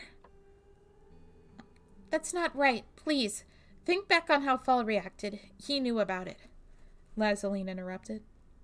'Twas no fault of the rules, but the boon to the players. I think I'm getting a little bit better at this accent. That wasn't a hole in the rules. I think that was a way out for the players. Methinks 'twas part of the master's design. No cause for anger. The master originally planned that in. It was the right answer. There's no reason to be angry. I had a fearful notion that someone was laughing. I had this horrible feeling then. Someone was laughing at us. When Turner fell, someone was laughing. When Turner fell, someone was laughing. And General Cycle says there'd be a traitor. And there's also that message General Cycle left us. She told us there's a traitor. That's the last who did the deed. I haven't found them. That's the person who is the culprit. I'm going to find them. Oh, and I have to find them. Not haven't. Okay. Even as Melville spoke and Lazaline translated, Melville was fading into the background. Eventually, her form and her voice disappeared entirely. Lazaline was waiting to translate the next part, but Melville didn't say anything more. Ah! Melvy's gone! Lazaline ran after the grave marker, flailing her arms, but all she swiped through was air. She never touched anything. Melville had made herself invisible and left. Detect Bell turned on her magical phone and opened up the party conversation screen. The party members' names were all registered there. Detect Bell, Lapis Lazaline, and Churnamouse. Melville's name was already gone. Fall had said parties were easy to join and easy to leave. It really was that easy. Lazaline. What? Is there some way we can call her back? Let me see your phone for a second. Okay. What for, though? Lapis Lazaline asked as she handed Detect Bell her magical phone. It looked just the same as any other. Detect Bell tapped the heart-shaped screen to operate it, moving to the wallpaper screen and the address book. Whoops, wrong screen. She went back a screen and brought up the party information. It was just the same here as in Detect Bell's magical phone. 3 names were all listed there, but not Melville's. Clicking on Churnamouse's name, she selected Remove, and then only 2 names remained. Apparently, the survivors had to remove the dead from their party. Detect Bell handed the phone back to Lazaline and then tugged down her deerstalker cap. She was liable to start crying, and she didn't want Lazaline to see. Scoopy. Getting uncomfortably close to the power button there.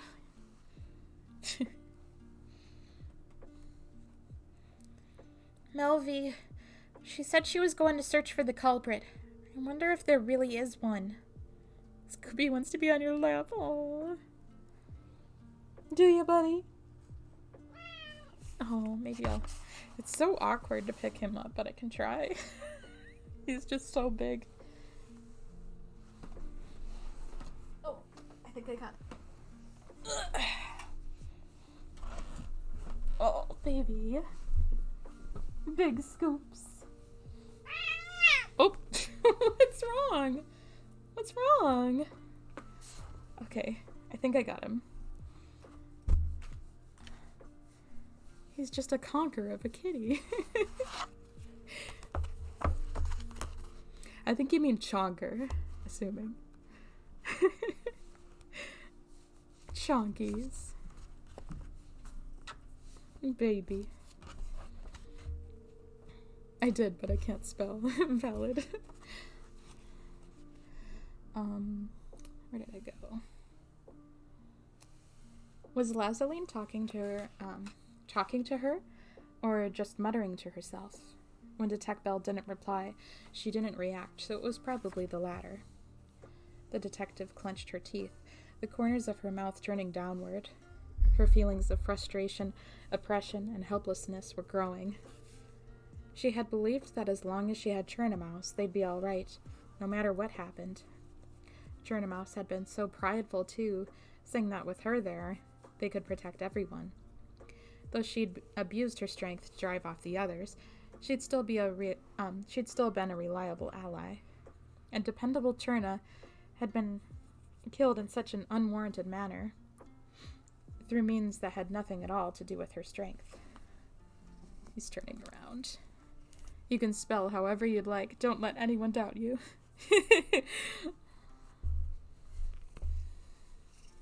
Scooper. No, this chunker.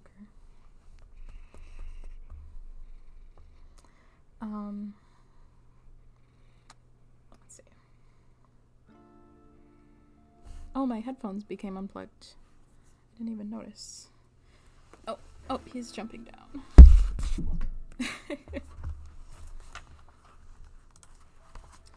Second.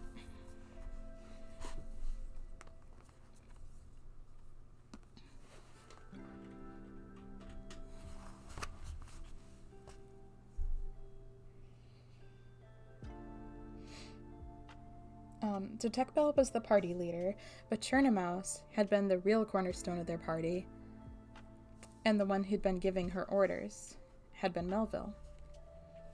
Without their cornerstone, Melville had gone, and Detect Bell was left behind. Might also have seemed like Lazaline had been abandoned too, but it wasn't the same with her. Right as Melville left, she had invited Lazaline. When she'd said that she wouldn't stop Lazaline if she would accompany her, that had meant she was okay with being at a party with Lazaline. In other words, that meant the reason Melville had left was Detect Bell. Did Melville not trust her? Or did she consider her unnecessary? Whichever it was, thinking about it made her want to cry. Detect Bell had been their leader in name, but she hadn't practically achieved anything. They hadn't managed to unlock even a single area. The other parties had done all of that. Her magic was useless inside the game, but still she had experience working as a detective. She had the knowledge she'd gained from reading mystery novels. She believed that even if she couldn't use her magic here, she could still be useful. However, once they'd started the game, she'd been unable to unlock a single area, and she lacked any authority as their leader. Churnamouse and Melville had just ignored her instructions instead. "If there is someone out there who killed Churney," said Lazaline, "I ain't letting them get away with this. It's super dangerous to have someone like that running free without ever getting punished, right?" Detect Bell observed her. Lapis Lazaline had gone from raging to frightened to restless. Melville had invited her to come along. Right before leaving their party, she'd invited Lazaline. Detect Bell glared at Lazaline from underneath her deerstalker cap. The girl in blue smacked her right hand to her chest and assured her, "But don't you fret. As long as I, Lapis Lazaline, in here, you'll be safe, Belle." Not long after that, they got their break from the game, and Detect Bell returned to reality and her life as Shinobu Hyoka. No longer her magical girl self, she was human again, but she was still smoldering on the inside. She punched the wall of the apartment building and immediately called the office and requested 10 days off. She dreaded that her boss would either tell her she didn't have to come back and fire her, or just berate her in his thick voice, asking her what the hell she was thinking. So she gave her request and immediately turned off her phone. Shinobu pulled out her magical device and searched the internet. She'd memorized the area code listed in Lazaline's phone address book. She looked it up and immediately identified the name of the town in question. Writing it down on a memo pad, she then searched for the train schedule. Detect Bell couldn't use her power inside the game, but she could use it in real life. First, Lapis Lazaline.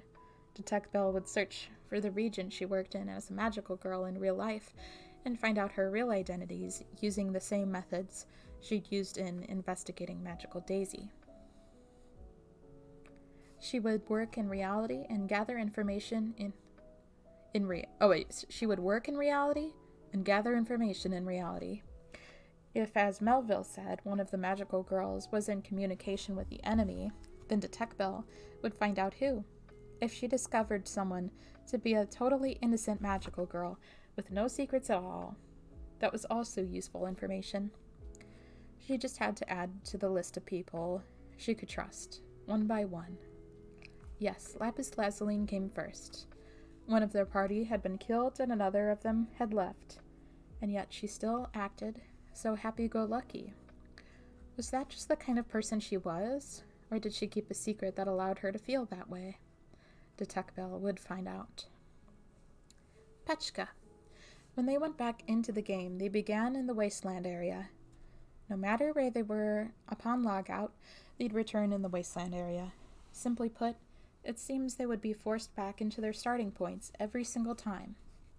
When Petchka checked the locations of her fellow party members on the map, she got the feeling they were in the same positions they had been the last time they came. The wasteland hadn't changed at all. The sky was solid blue, the sun glared abnormally hot, the earth was barren, and the crumbling buildings towered high. Occasionally, a wind would gust through, sweeping up red-brown colored dirt and sand and every time Petchka squeezed her eyes shut. Petchka met with Clantail first. She thought she saw a doll on the horizon, and then suddenly Clantail was in front of her. Though she'd lost to Flea's wheelchair in a contest of speed, when Clantail sprinted at full velocity, she was much faster than the animals her transformation were based off of. "It's been a while," said Petchka. "Yeah." Clantail was taciturn as always. She turned away from Petchka and knelt. Petchka swung a leg over her leg. Petchka swung a leg over her back and wrapped her arms around Clantail's stomach, not her animal stomach, her human one.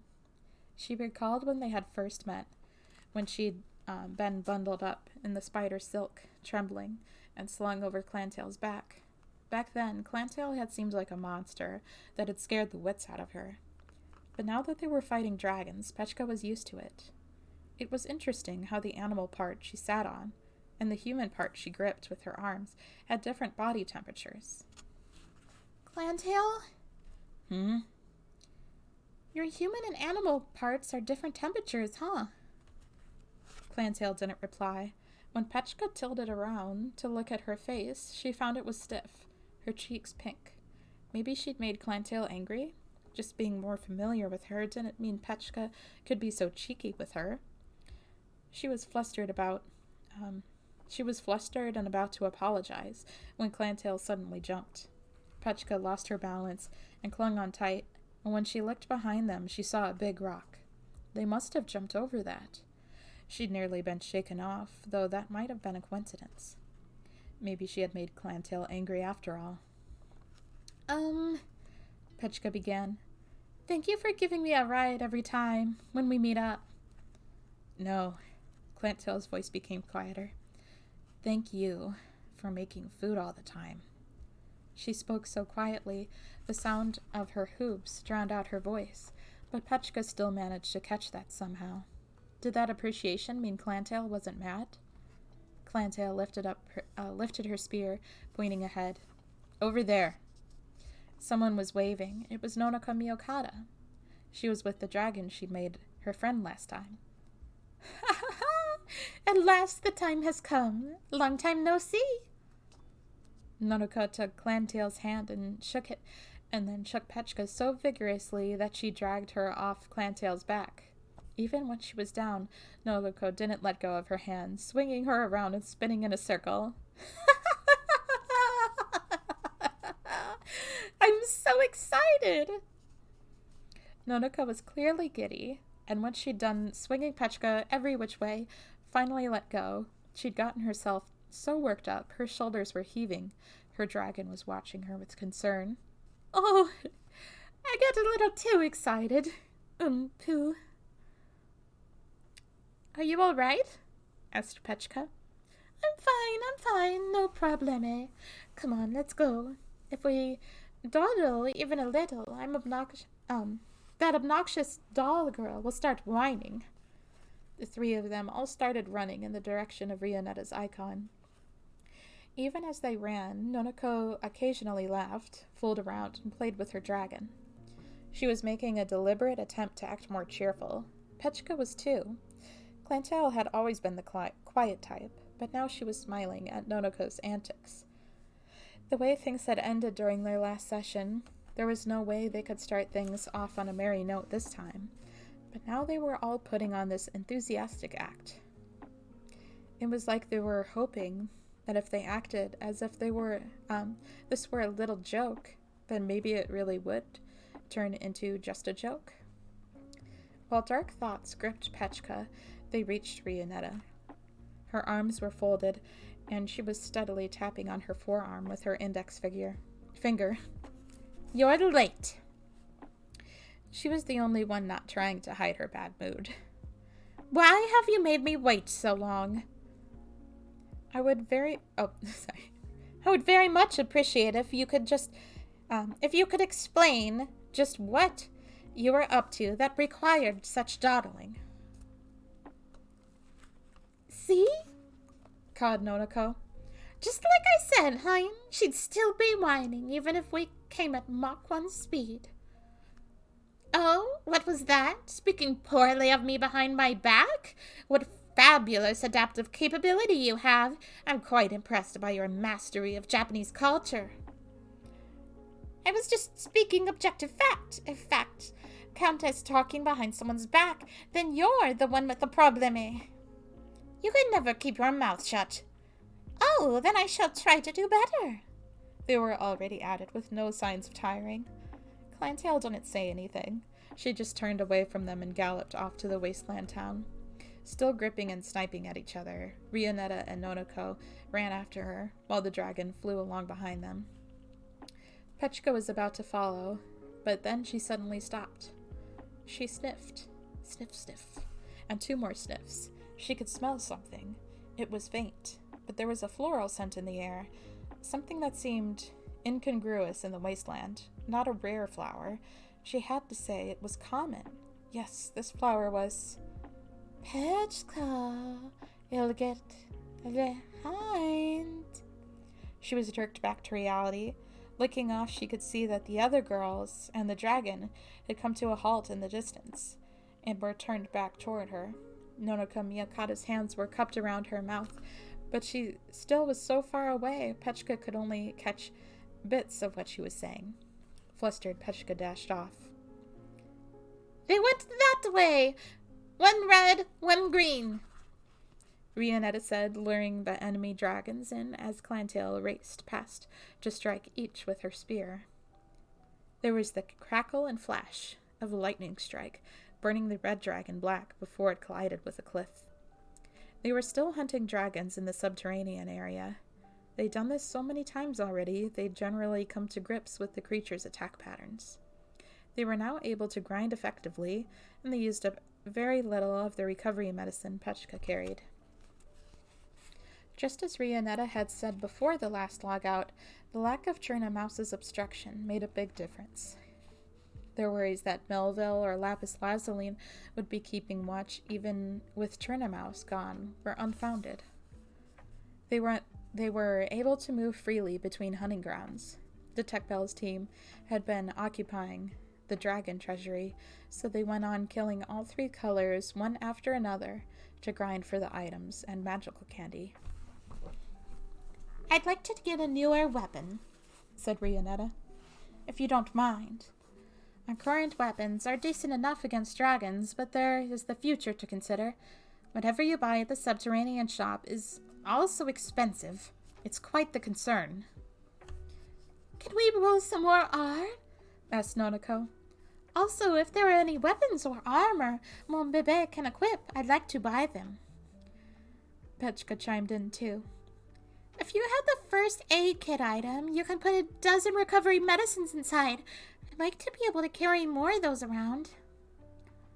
They bought some more items, set up their equipment, and killed some more dragons. Afterward, Petchka made their meal. As Rionetta, Nonoko, and Clientele's tail all squirmed in ecstasy, they ate. From rolling more R's, they got spoons, forks, plates, and bowls. With not just their food, but their cutlery upgraded as well, it turned into a real full-blown meal. In a way, all this fighting, arming themselves with items and equipment, and eating good food was just an escape from reality.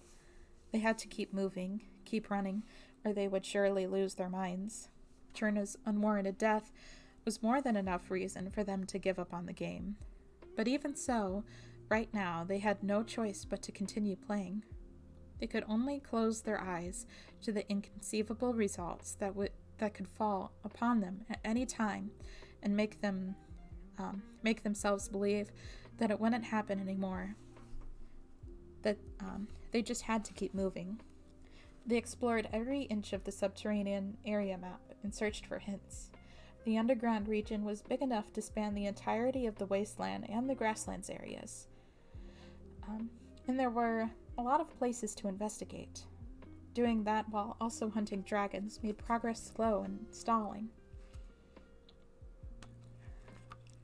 There was a message on a different colored rock wall that said there's a dragon king. Oh, sorry. There was a message on a different colored rock wall that said there's a dragon king, Petchka informed them. A king? said Nonoko. I suppose it must drop lots of bonbons. It says that the space around its throne is bordered in red, added Rianetta.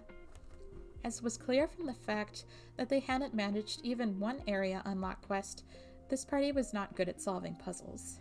Petchka was non-combat personnel, but that didn't mean she was the one in charge of intellectual labor. Rianetta and Nonoko just moaned in the face of ciphertext, and from Clantail's manner, it seemed she'd never even considered that sort of thing to be her job. They'd gathered a bunch of hints that they couldn't even be sure were helpful. The dragons have a king. The space around its throne is bordered in red. Under the city, 34, 41, 26. Water and a big shield. Glasses of bygone days. What's gained from death? Leave it to the specialist. There was no way they could derive any answers from all that. This was exactly why their policy had been to leave it to the others and allow the other parties to unlock areas. They collected hints just in case while they focused on their main task, hunting dragons. This is taking a rather long time, though, Rianetta murmured during their meal. More of your whining about the others being late? You're always going on about time, Hein? Rianetta ignored Nonoko's jab and continued. Isn't it about time that someone discovered the next area? I believe so far they've been unlocked at a rather faster clip. Oh, you're right, agreed Petchka. It has been a while.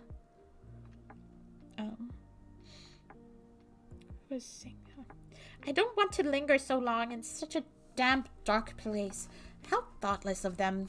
Oh, Petchka, whatever are you using as a thickener in these Salisbury steaks? I think it might be breadcrumbs.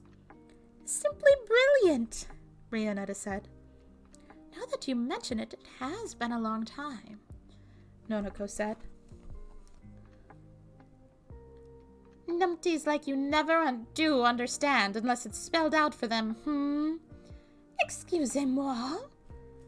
I was complaining about you, saying that you understand when things are explained to you. So what are you so cross about? Oh, complimenting you, saying that you understand when things are explained to you. So what are you so cross about? Petchka interrupted. There's more food if anyone would like seconds. Donnez-moi, please. I shall partake. Petchka served some to Nonoko, some to Rianetta, and some to Clantail, who silently held her bowl out, then added some to her own bowl while she was at it. After that, she just spooned food into her mouth. Petchka was kind of like their mom now. A few hours later, things started happening. Clantail's magical phone sounded its ringtone, and everyone froze. Clantail checked her phone and showed the other three the screen. It displayed her inbox with a message from Flea. The text was simple. It read, Discovered area unlock quest, but completing it alone would be challenging. Help requested. Rianetta said, Seems we can finally carry on to the next area, smiling in satisfaction. Noko. They hadn't been able to figure out why Churnamouse had died. At the very least, Noko hadn't been involved, so that meant someone else had done it. There was some panicking about how maybe the Master had done it, but based off what they had seen of the Master's character thus far, it seemed unlikely that they would interfere in a way that ignored the rules to arbitrarily put the players at a disadvantage. Churnamouse must have been hated by and alienated from the rest of them. A magical girl shutting the other parties out of the good hunting grounds was bound to incur dislike. Churnamouse may have been doing that under orders, but she was the one recognized for the act. Besides, you could also say it was her ability, or rather her body, that allowed them to engage in that monopolistic behavior in the first place. And her victory in her duel with Flea had made that clear. The wheelchair tank, constructed from so much material, hadn't been able to beat Churna. Nobody could beat her, and as long as she was around, Detect Bell's party would have continued to monopolize hunting grounds. In order to stop their domination of the hunting grounds, Churnamouse had to go. However, no one would have used that as a basis to kill such a powerful player in an event. All their lives were hanging on completing the game, so if they were left with no more tanks, then they would all be in trouble. It was a horrible idea to kill someone over a petty squabble. So then who had done it? None of the other players would have benefited from killing her, and it hadn't been a case of flying into a rage and doing it without thinking. There was also no reason for the master to have killed her. Noko knew that she herself was not the culprit. There wasn't anyone who could have done it. The entire incident seemed extremely ominous to Noko, and Meow Meow had to feel the same way. It was the sort of incident that could make you fall into despair if worst came to worst. But despite that, Meow Meow was hunting dragons, gathering hints, and searching for Genopsycho besides. She had given the other parties her number and told them to contact her if they saw the missing girl. There must be some reason, said Meow Meow. Some kind of situation she can't get out of, and she just can't come to us. Yes, of course, Noko agreed. She felt like Meow Meow was trying to convince herself of that too, but still she figured her friend seemed more positive, which was at least better than the stupor she'd been in before. They hunted dragons, gathered candy, and bought equipment and items. Noko surmised the other parties had to be doing the same thing. She didn't want to participate, but still, she couldn't see anything else she could do. This game was the only place for them to vent their feelings using their magical girl powers, so Noko hit the dragons with all her resentment and indignation. That was when they got the message from Flea. 1 second.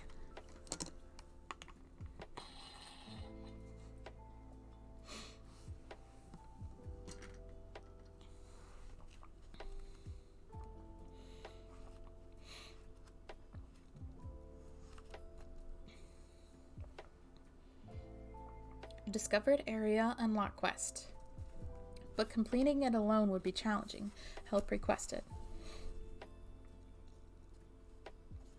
The message also said that Flea's party would be waiting for a while in the subterranean town. So if they could help, please come. That's what it says. So what will we do? Asked Noko. Of course we help them. Meow Meow was filled with intrepid spirit, her eyes shining with the light of her unbending will. But considering how uneasy she had to be in their situation and how unsteady she had been, all her overflowing energy now seemed off. Even if she did fit the standard magical girl archetype of standing up in times of crisis, trusted her allies, never faltering, never giving in, even if she was just that sort of noble and righteous magical girl, it would have been normal for her to feel more tortured by feelings of helplessness.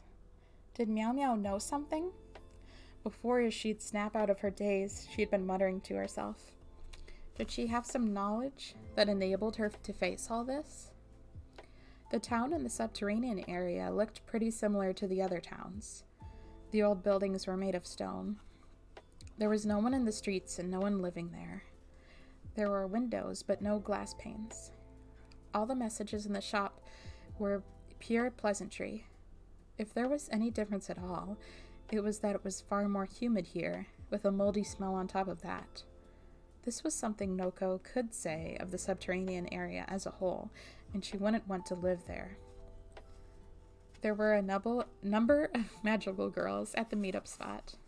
The centaur, shrine maiden, chef, and doll were Clantail's party of 4. The shrine maiden and the doll were glaring at each other. Every time Noko saw them, they were fighting. Were those two all right? Detect Bell's party was there too, lacking Churnamouse. It was now Lapis Lazuli and Detect Bell. Then there was Melville. Noko looked around for her and found her sitting on a rock alone, away from the party. Shadowgale was carrying Flea on her back. Noko and Meow Meow approached Flea at first, calling out to her. "Hello," said Flea. "Good of you to come." Your wheelchair still not fixed? Asked Meow Meow. It's not quite that it needs fixing. Rather, it needs remaking. Have you acquired any chairs through R? I'm sorry, said Noko. we haven't been buying any R's. I see. I've been asking everyone here, but no one has a chair. If you happen to acquire one, do allow us to have it. I'll make it worth your while. That Flea was without her wheelchair also meant that Shadowgale was the only one between the two of them who could get anything done. Just thinking about it, it seemed like a rough time. Noko surmised that was part of the reason Flea had gathered them all for the area unlocking quest, but Flea's expression showed no pain or suffering, and she didn't have dirty clothes or wounds everywhere, or anything else that might make her seem pitiful. It was like she was flaunting how Shadowgale was ferrying her around, as if it were just the way things should be. If anything, the one who looked tired was the one doing the carrying. The weight of the girl was no burden to a magical heroine, but carrying her while also fighting dangerous monsters and protecting her had to be exhausting.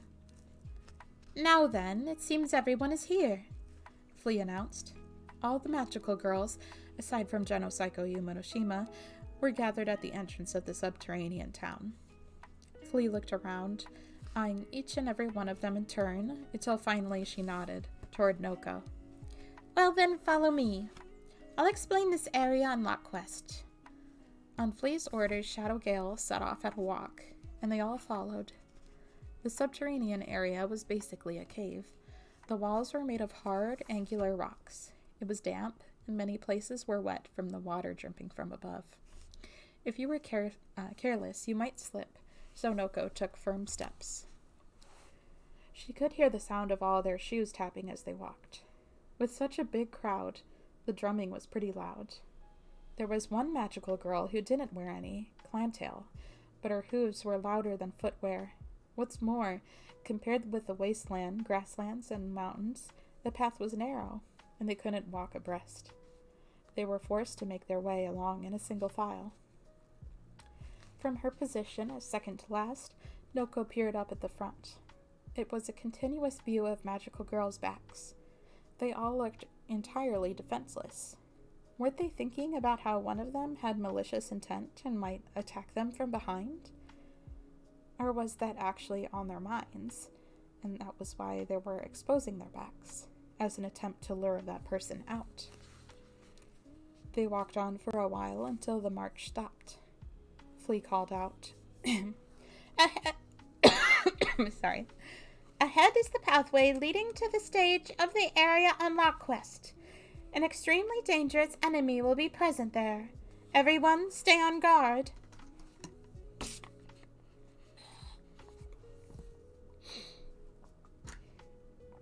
She pulled a pair of glasses out of her magical phone. They were simple in design, functional seeming, entirely without ornament, and not very magical girl-like. Without a word, Flea put them. Sure enough, I think it's supposed to say Flea put them on, but it just says Flea put them. Sure enough, they looked terrible on her. Now then, come follow me, she ordered, and Shadowgale started walking. With some detailed orders. Little more to the right, yes, right there. Shadowgale walked straight forward toward the wall, hit it, and then was sucked silently inside. While all the other magical girls were voicing their surprise, Flea popped her head out of the wall and said, You can enter through here. It's very narrow, so take care not to bump yourself. Clamtail, second in line, cautiously touched her hand to the wall. Her fingertips, wrist, and arm passed through the wall and out of sight. The wall was fake, like an illusion or a hologram, and beyond it was a passageway. That had to mean that Flea's glasses were an item that could see through the false barrier. The line began to move again. Clamtail entered the wall, and those after her followed. Noko touched her hand to it as well. Without meeting any resistance, she came out to the other side. Wow, it only looked like a real rock wall, said Meow Meow. Just ahead of her, Noko nodded in response to the remark and continued on. For just an instant, her vision darkened, but when she was on the other side, she saw a passage. Unlike the cave that had been walking through so far, this passage had the look of something artificially carved. The walls, ceiling, and floor were all parallel. The walls met the floor and ceiling at precise and even 90-degree angles. The walls felt smooth compared with the plain, bare rock from before. There were torches set at regular intervals along the way, and when Noko moved her hand close to one, she felt heat. It was real fire. Magical girls didn't need illumination to see in the dark, but it still felt like something to rely on, somehow. The hidden passage continued on from that point about 500 steps, and then the echo of the footsteps before her changed. At Noko's height, she couldn't see ahead, so she poked her head out to the side. The torches were positioned lower on the walls. There were stairs. The stairs were, just like the passage, artificial. They were not at all like anything naturally occurring. They didn't go straight forward, but curved very gradually to the right. To the right, more right, and yet farther right. It was a downward spiral staircase, turning clockwise. They had to have descended 200 steps. Taking into consideration how they'd been underground to begin with, that meant this was quite deep. Perhaps it was Noko's imagination, but it seemed to be getting warmer, and the air was thicker and harder to breathe. At the bottom of the stairs, they arrived at a massive open space.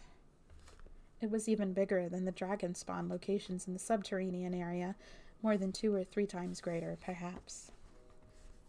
The ground was stone paved, and the walls, unlike the passage and stairway, were bare, angular rock. The ceiling was high, easily 100 yards up. In the center of the cavern was a raised area, like a steep cliff. When Noko saw the creature there, she gasped. Shocked noises escaped some of the other girls, and some froze in place. Their reactions were various, but they were all stunned. So this is the situation. Flea turned to them and shrugged. Partially because of the glasses, she looked sillier than necessary. Noko took a deep breath in and out. The raised central platform was circular, about 20 yards in diameter, and on it lay a gigantic sleeping creature. If you were to stretch out its curled-up tail and measure its whole length, it could be 15 yards long.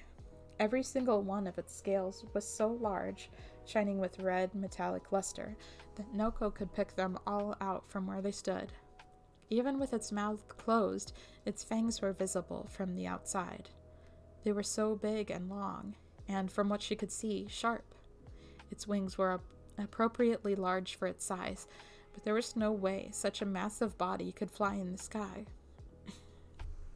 Its claws were about as long as Noko was tall, appearing big enough to tear one to shreds in just a single swipe.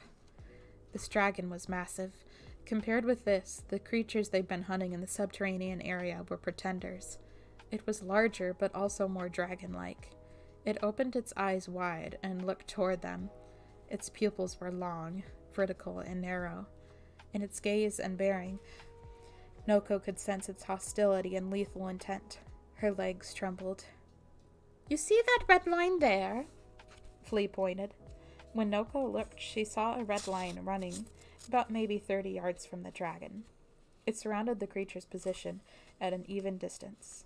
When you go beyond that line, Shadowgale picked up a fist-sized rock from the ground at her feet and tossed it at the dragon.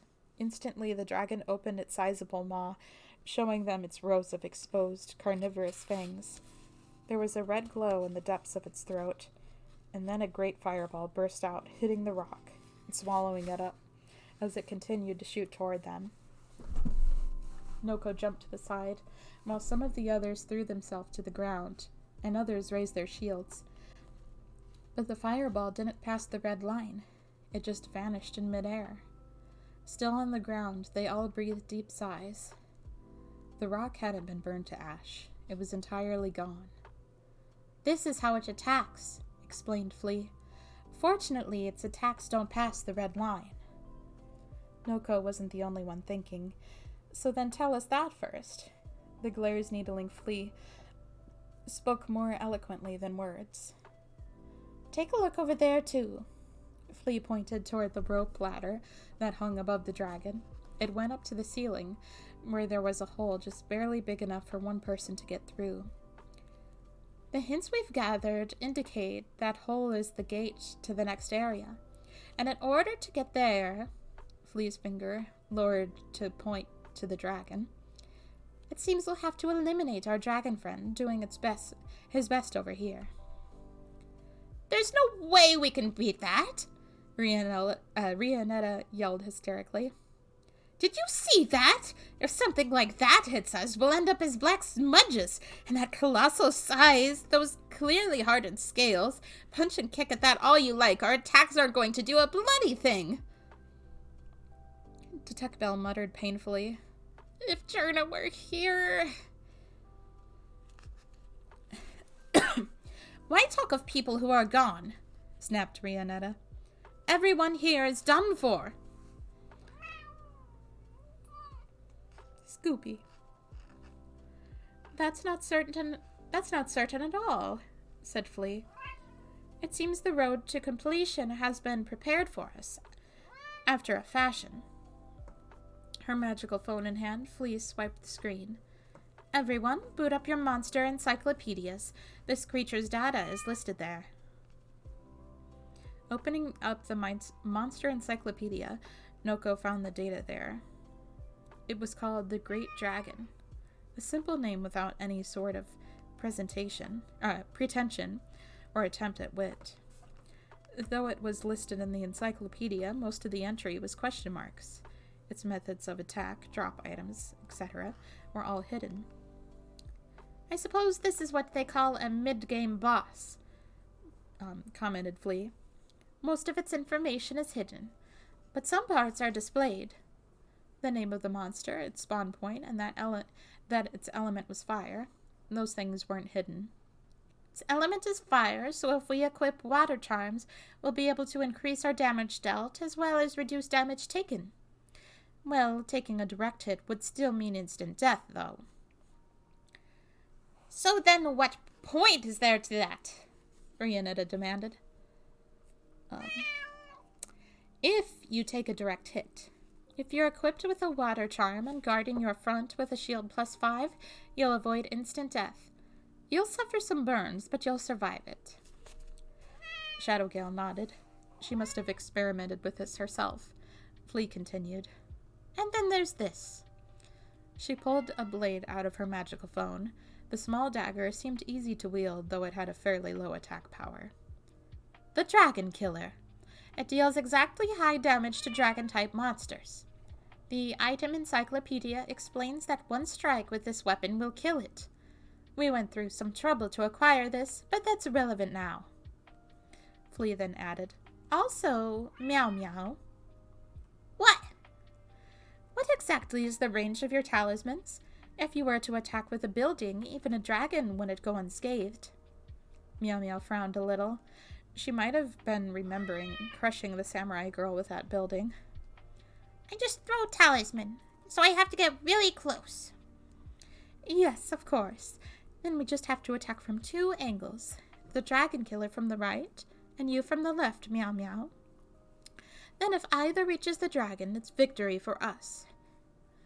Noko pondered Flea's instructions. The dragon's attacks would not be fatal. They outnumbered it by a wide margin. The dragon was massive, but it seemed to lack maneuverability due to its size. If they surrounded it with a crowd, it might just work out. They had 2 attacks that were sure to kill it, and if either of them connected, they could win. It was dangerous, but they had to defeat this monster in order to proceed to the next area, so the players would probably choose to fight.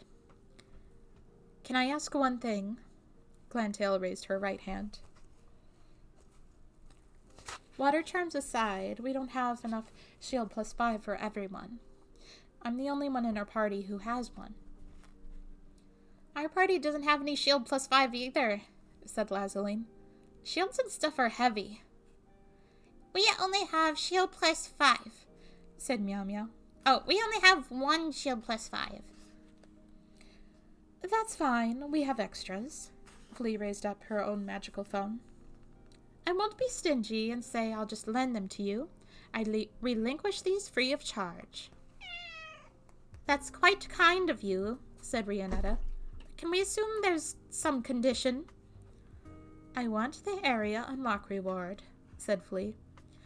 Specifically, I want all the candy and the real money as my own. Such an uncomplicated demand silenced them all. All sound but the dragon's nasal breathing disappeared from the great underground cavern. You don't mind? Since Shadowgale and I were the ones who found the way to this point.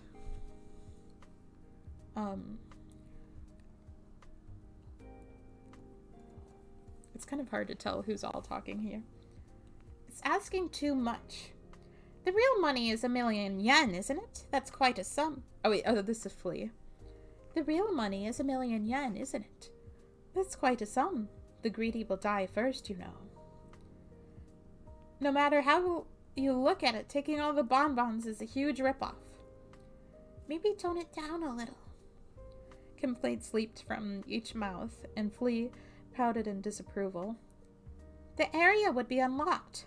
What does the reward matter? If the reward doesn't matter, then you should stop trying to take it all for yourself. Give us the candy, insisted Lazaline. Rionetta added, We don't want you getting the outrageous idea that you can put us to work without any recompense. You leave me no choice, Flea said. Fine, then the reward from completion will be split evenly between everyone here, but if the dragon drops an item, it will be mine. Agreed? It had to drop an item. And if there was only one, then only one of them could take it. If any among them had the right to take it, would it not be Flea? Everyone shot their party members meaningful glances. Fine. Under those conditions. We'll go with that. Clantail, Meow Meow, and Detect Bell all agreed on behalf of their parties. Flea's expression of disapproval instantly vanished, and she put on a beaming smile. Well then, let's begin the operation. Those who don't have shields, come get them. Further discussion will be needed regarding positioning. I imagine you'd all be fine with the brave magical girls in the vanguard receiving a greater portion of the reward than the rest. Also, regarding who is to hold the dragon killer, gleefully Flea began giving directions. They all moved to their positions, waiting on standby with their toes just about touching the red line. Noko wasn't used to equipment like the shield, and it felt like an even larger burden than it actually was, but that also made it feel more reliable. When the time came, it should protect her. Because Noko was the magical girl in white who was from Clantail's party, beside Noko was the magical girl in white who was from Clantail's party, Pechka. She was trembling.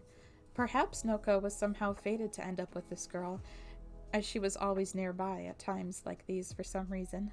From what Noko could tell, she didn't seem all that reliable. Clantail had the dragon killer in her right hand, and a shield +5 ready in her left. Meow Meow was straight ahead of the dragon, also with a shield +5. The other girls were each equipped with her own shield +5 too. Only Melville was charged with support fire using her bow and harpoons. Water charms hanging from all their necks, they encircled the dragon. While the magical girls were getting ready, the dragon observed them with half-lidded eyes, without paying much attention. It seemed bored, as if it believed that no matter how much the humans prepared, it would never lose. Shadowgale lowered Flea down onto a rock and headed to her own position. Now then, Flea was right about to give the signal for the operation to begin when... Huh? Rionetta stood up. She opened her mouth, eyes turning to the entrance of the great cavern. Noko followed her gaze. Standing there was Genocycle Yumenoshima. Oh, thank you, Noelle. You have a great night as well. Genocycle! Meow Meow yelled, shooting to her feet. Her expression changed from shock to joy, sparking with the elation of finally having found the person she was searching for all this time. Her visor was up, and they had a good view of her face. She was just like she had been before. No scars, like what Detect Bell's party had seen. Had she healed up already? Or had she never had anything like that to begin with? Genopsycho was smiling too. She spread both arms and ran over to give Meow Meow a big hug. Grinning as well, Meow Meow hugged her back. I think I know how this is going. The two of them tumbling over the red line. And then the dragon spewed flame. Before they could grasp what had just happened, the dragon spat another fireball that hit the fallen pair. Raising its head up to the ceiling, the creature's throat rumbled as it howled. The great cavern resounded. Never you stop! Charge! Cried Melville. With a jerk, they all moved into action. Master side number 5. We're really close to the end at this point, by the way. Fall? No voice responded to the girl's call. Fall. The room was dead silent. The magical phone was still off and didn't activate. The corners of the girl's mouth quirked into a little smile, one that might warrant the label twisted. She reached out to the magical phone, stopped right before touching it, then picked up the glasses beside it, and hooked them over her ears. I'm always so busy taking them off and putting them on again. By the way, you're not going to reply, Fall? In contrast with the shining monitors dotting the room, the magical phone remained silent. Sulking because you feel you've betrayed your master? If that's what's bothering you, don't worry about it. The girl rolled up the sleeves of her white coat. The lab coat was 2 sizes too big for her, and the sleeves were rolled up 3 times and held with clips. That's part of why you caught my eye. Did you know? Of all the digital fairy type familiars, the FA series is the one with security defects. Now that they've sent out that update patch, ostensibly, there's no more defective units going around. But you haven't installed the patch yet, have you, Fall? That's why I figured you'd betray your master, at least. Besides, you had this one predecessor, really out of this world, who wanted to see a magical girl battle royale, no matter what it took, and tempted a master into it. Compared with that, you're a little cupcake, Fall. I took it for granted that you'd go against the will of your master and tattle on me to the magical kingdom. And if they were going to come try to persuade me, I figured that the one they'd send in would be you. The door was violently slammed open, and there stood a magical girl in white. The other girl smiled at her, and with her sleeves rolled up, beckoned her into the room. Welcome to my world. It's good to meet you, Snow White.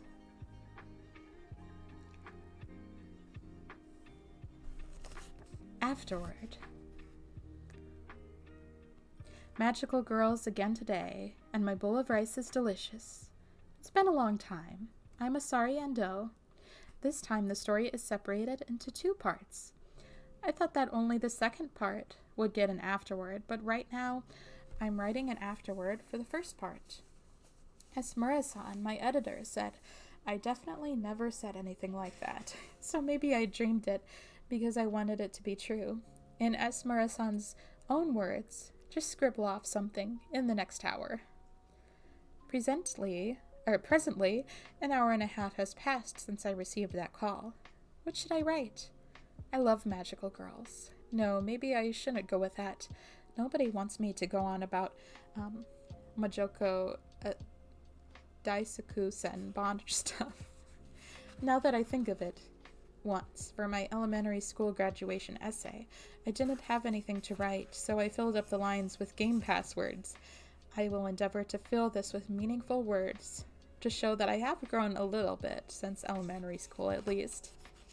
I wasn't told not to write an afterword full of antisocial material either, but I can exercise that much judgment on my own. Yes, I have matured. Because I've matured, I can now pride myself on my fantastic powers of concentration. As soon as the idea of mahjong flits into my mind, I'll find myself playing it online, so I have deleted my account and password. against my better judgment, I also end up playing free-to-play games online, so I gave my accounts to a friend. When I'm connected to the internet, I end up wasting my time, so I pulled out my phone charger and said to my family, under no circumstances should you give this back to me for 3 days, even if I beg and cry for you to return it. Thanks to this, my phone couldn't be reached, and Esmura-san had a hard time. As a result of all this self-control, I finished this book. I did my best.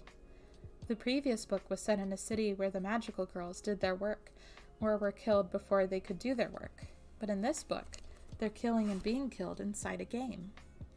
And rather than the more straightforward killing in Volume 1, all the killing is going on covertly, in secret.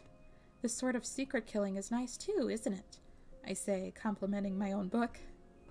Oh, and in the second part, they'll be killing one another in even more dramatic ways. If you're thinking, I want it to be even more over the top, I'm sure you would do well to read part 2. Now then, let us meet again next month. I'll go take out that phone charger now. And then there's a little ad here that says, the mystery deepens as the magical girls lose their lives one by one in a bloody game. What is the Master's ultimate plan, and will anyone come to save them? Magical Girl Raising Project Restart 2. Available spring 2018. Who will survive? And that's the end of our book 2. So yes, if you didn't know, most of these arcs are 2 books long.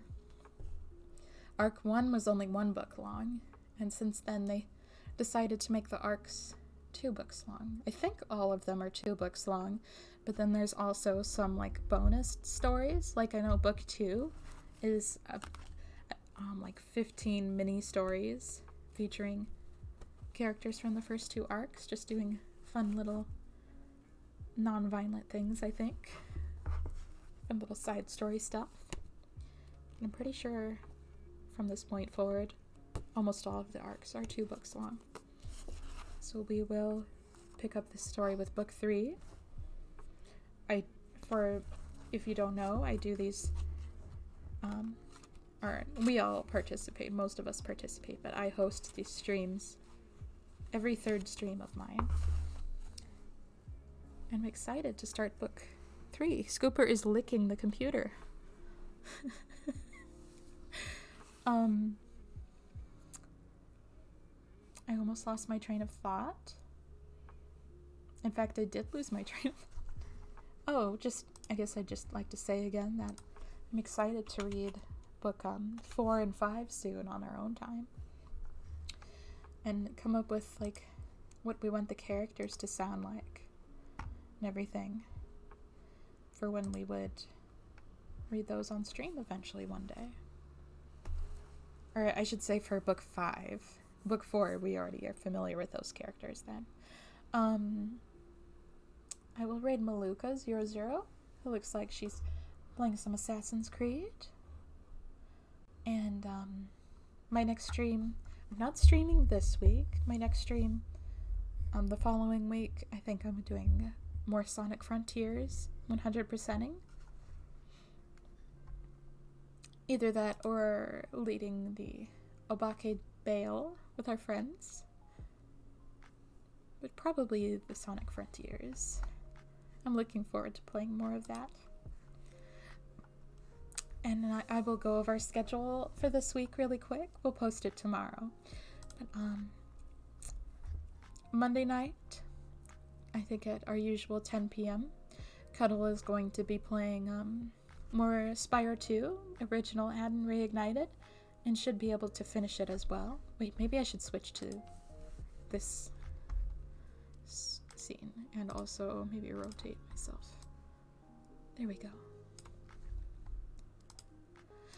And then let's see, Tuesday night, we're closing Tuesday and Thursday, and then there's going to be like a little New Year's Eve party, I think, with a friend on Saturday.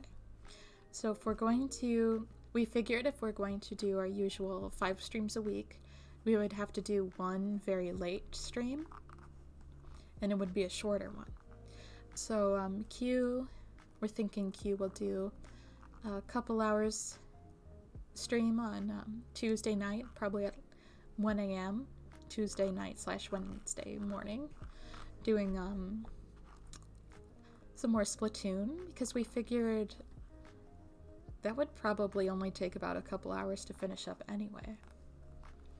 And then Wednesday night we have the Half-Life VRAI watch party with Magma, doing the ACAB stream fan edit and X1 and 2 commentary. And also he'll be doing some more Demon Turf. We've 100% of the game, but they want to go through the fan-made levels a little bit that night. And let's see. Friday night we have, oh of course, Friday night we have Obakidoro with Snuggle. That'll be just like the previous Obakidoro, where we go back and forth between Steam and Switch every hour. And then Sunday night at our usual 10 p.m. Chalky will be streaming Unjammer Lammy. When we're thinking we might just start over with that game because we only finished one level. So we might just start over to get a fresh new start on that, since we didn't end up getting to a lot of it. And we've had a lot more practice now since then. So I think it shouldn't be a problem. Anyway.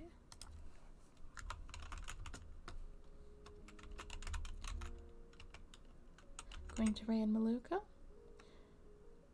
Also, I should say that after this, Pookie is going to join Fuki for a little bit of SAR and Sonic X watch party. So be sure to catch Fukuma soon after this. Okay. We'll hit the rate. I wish you a wonderful day or night as always. Take care.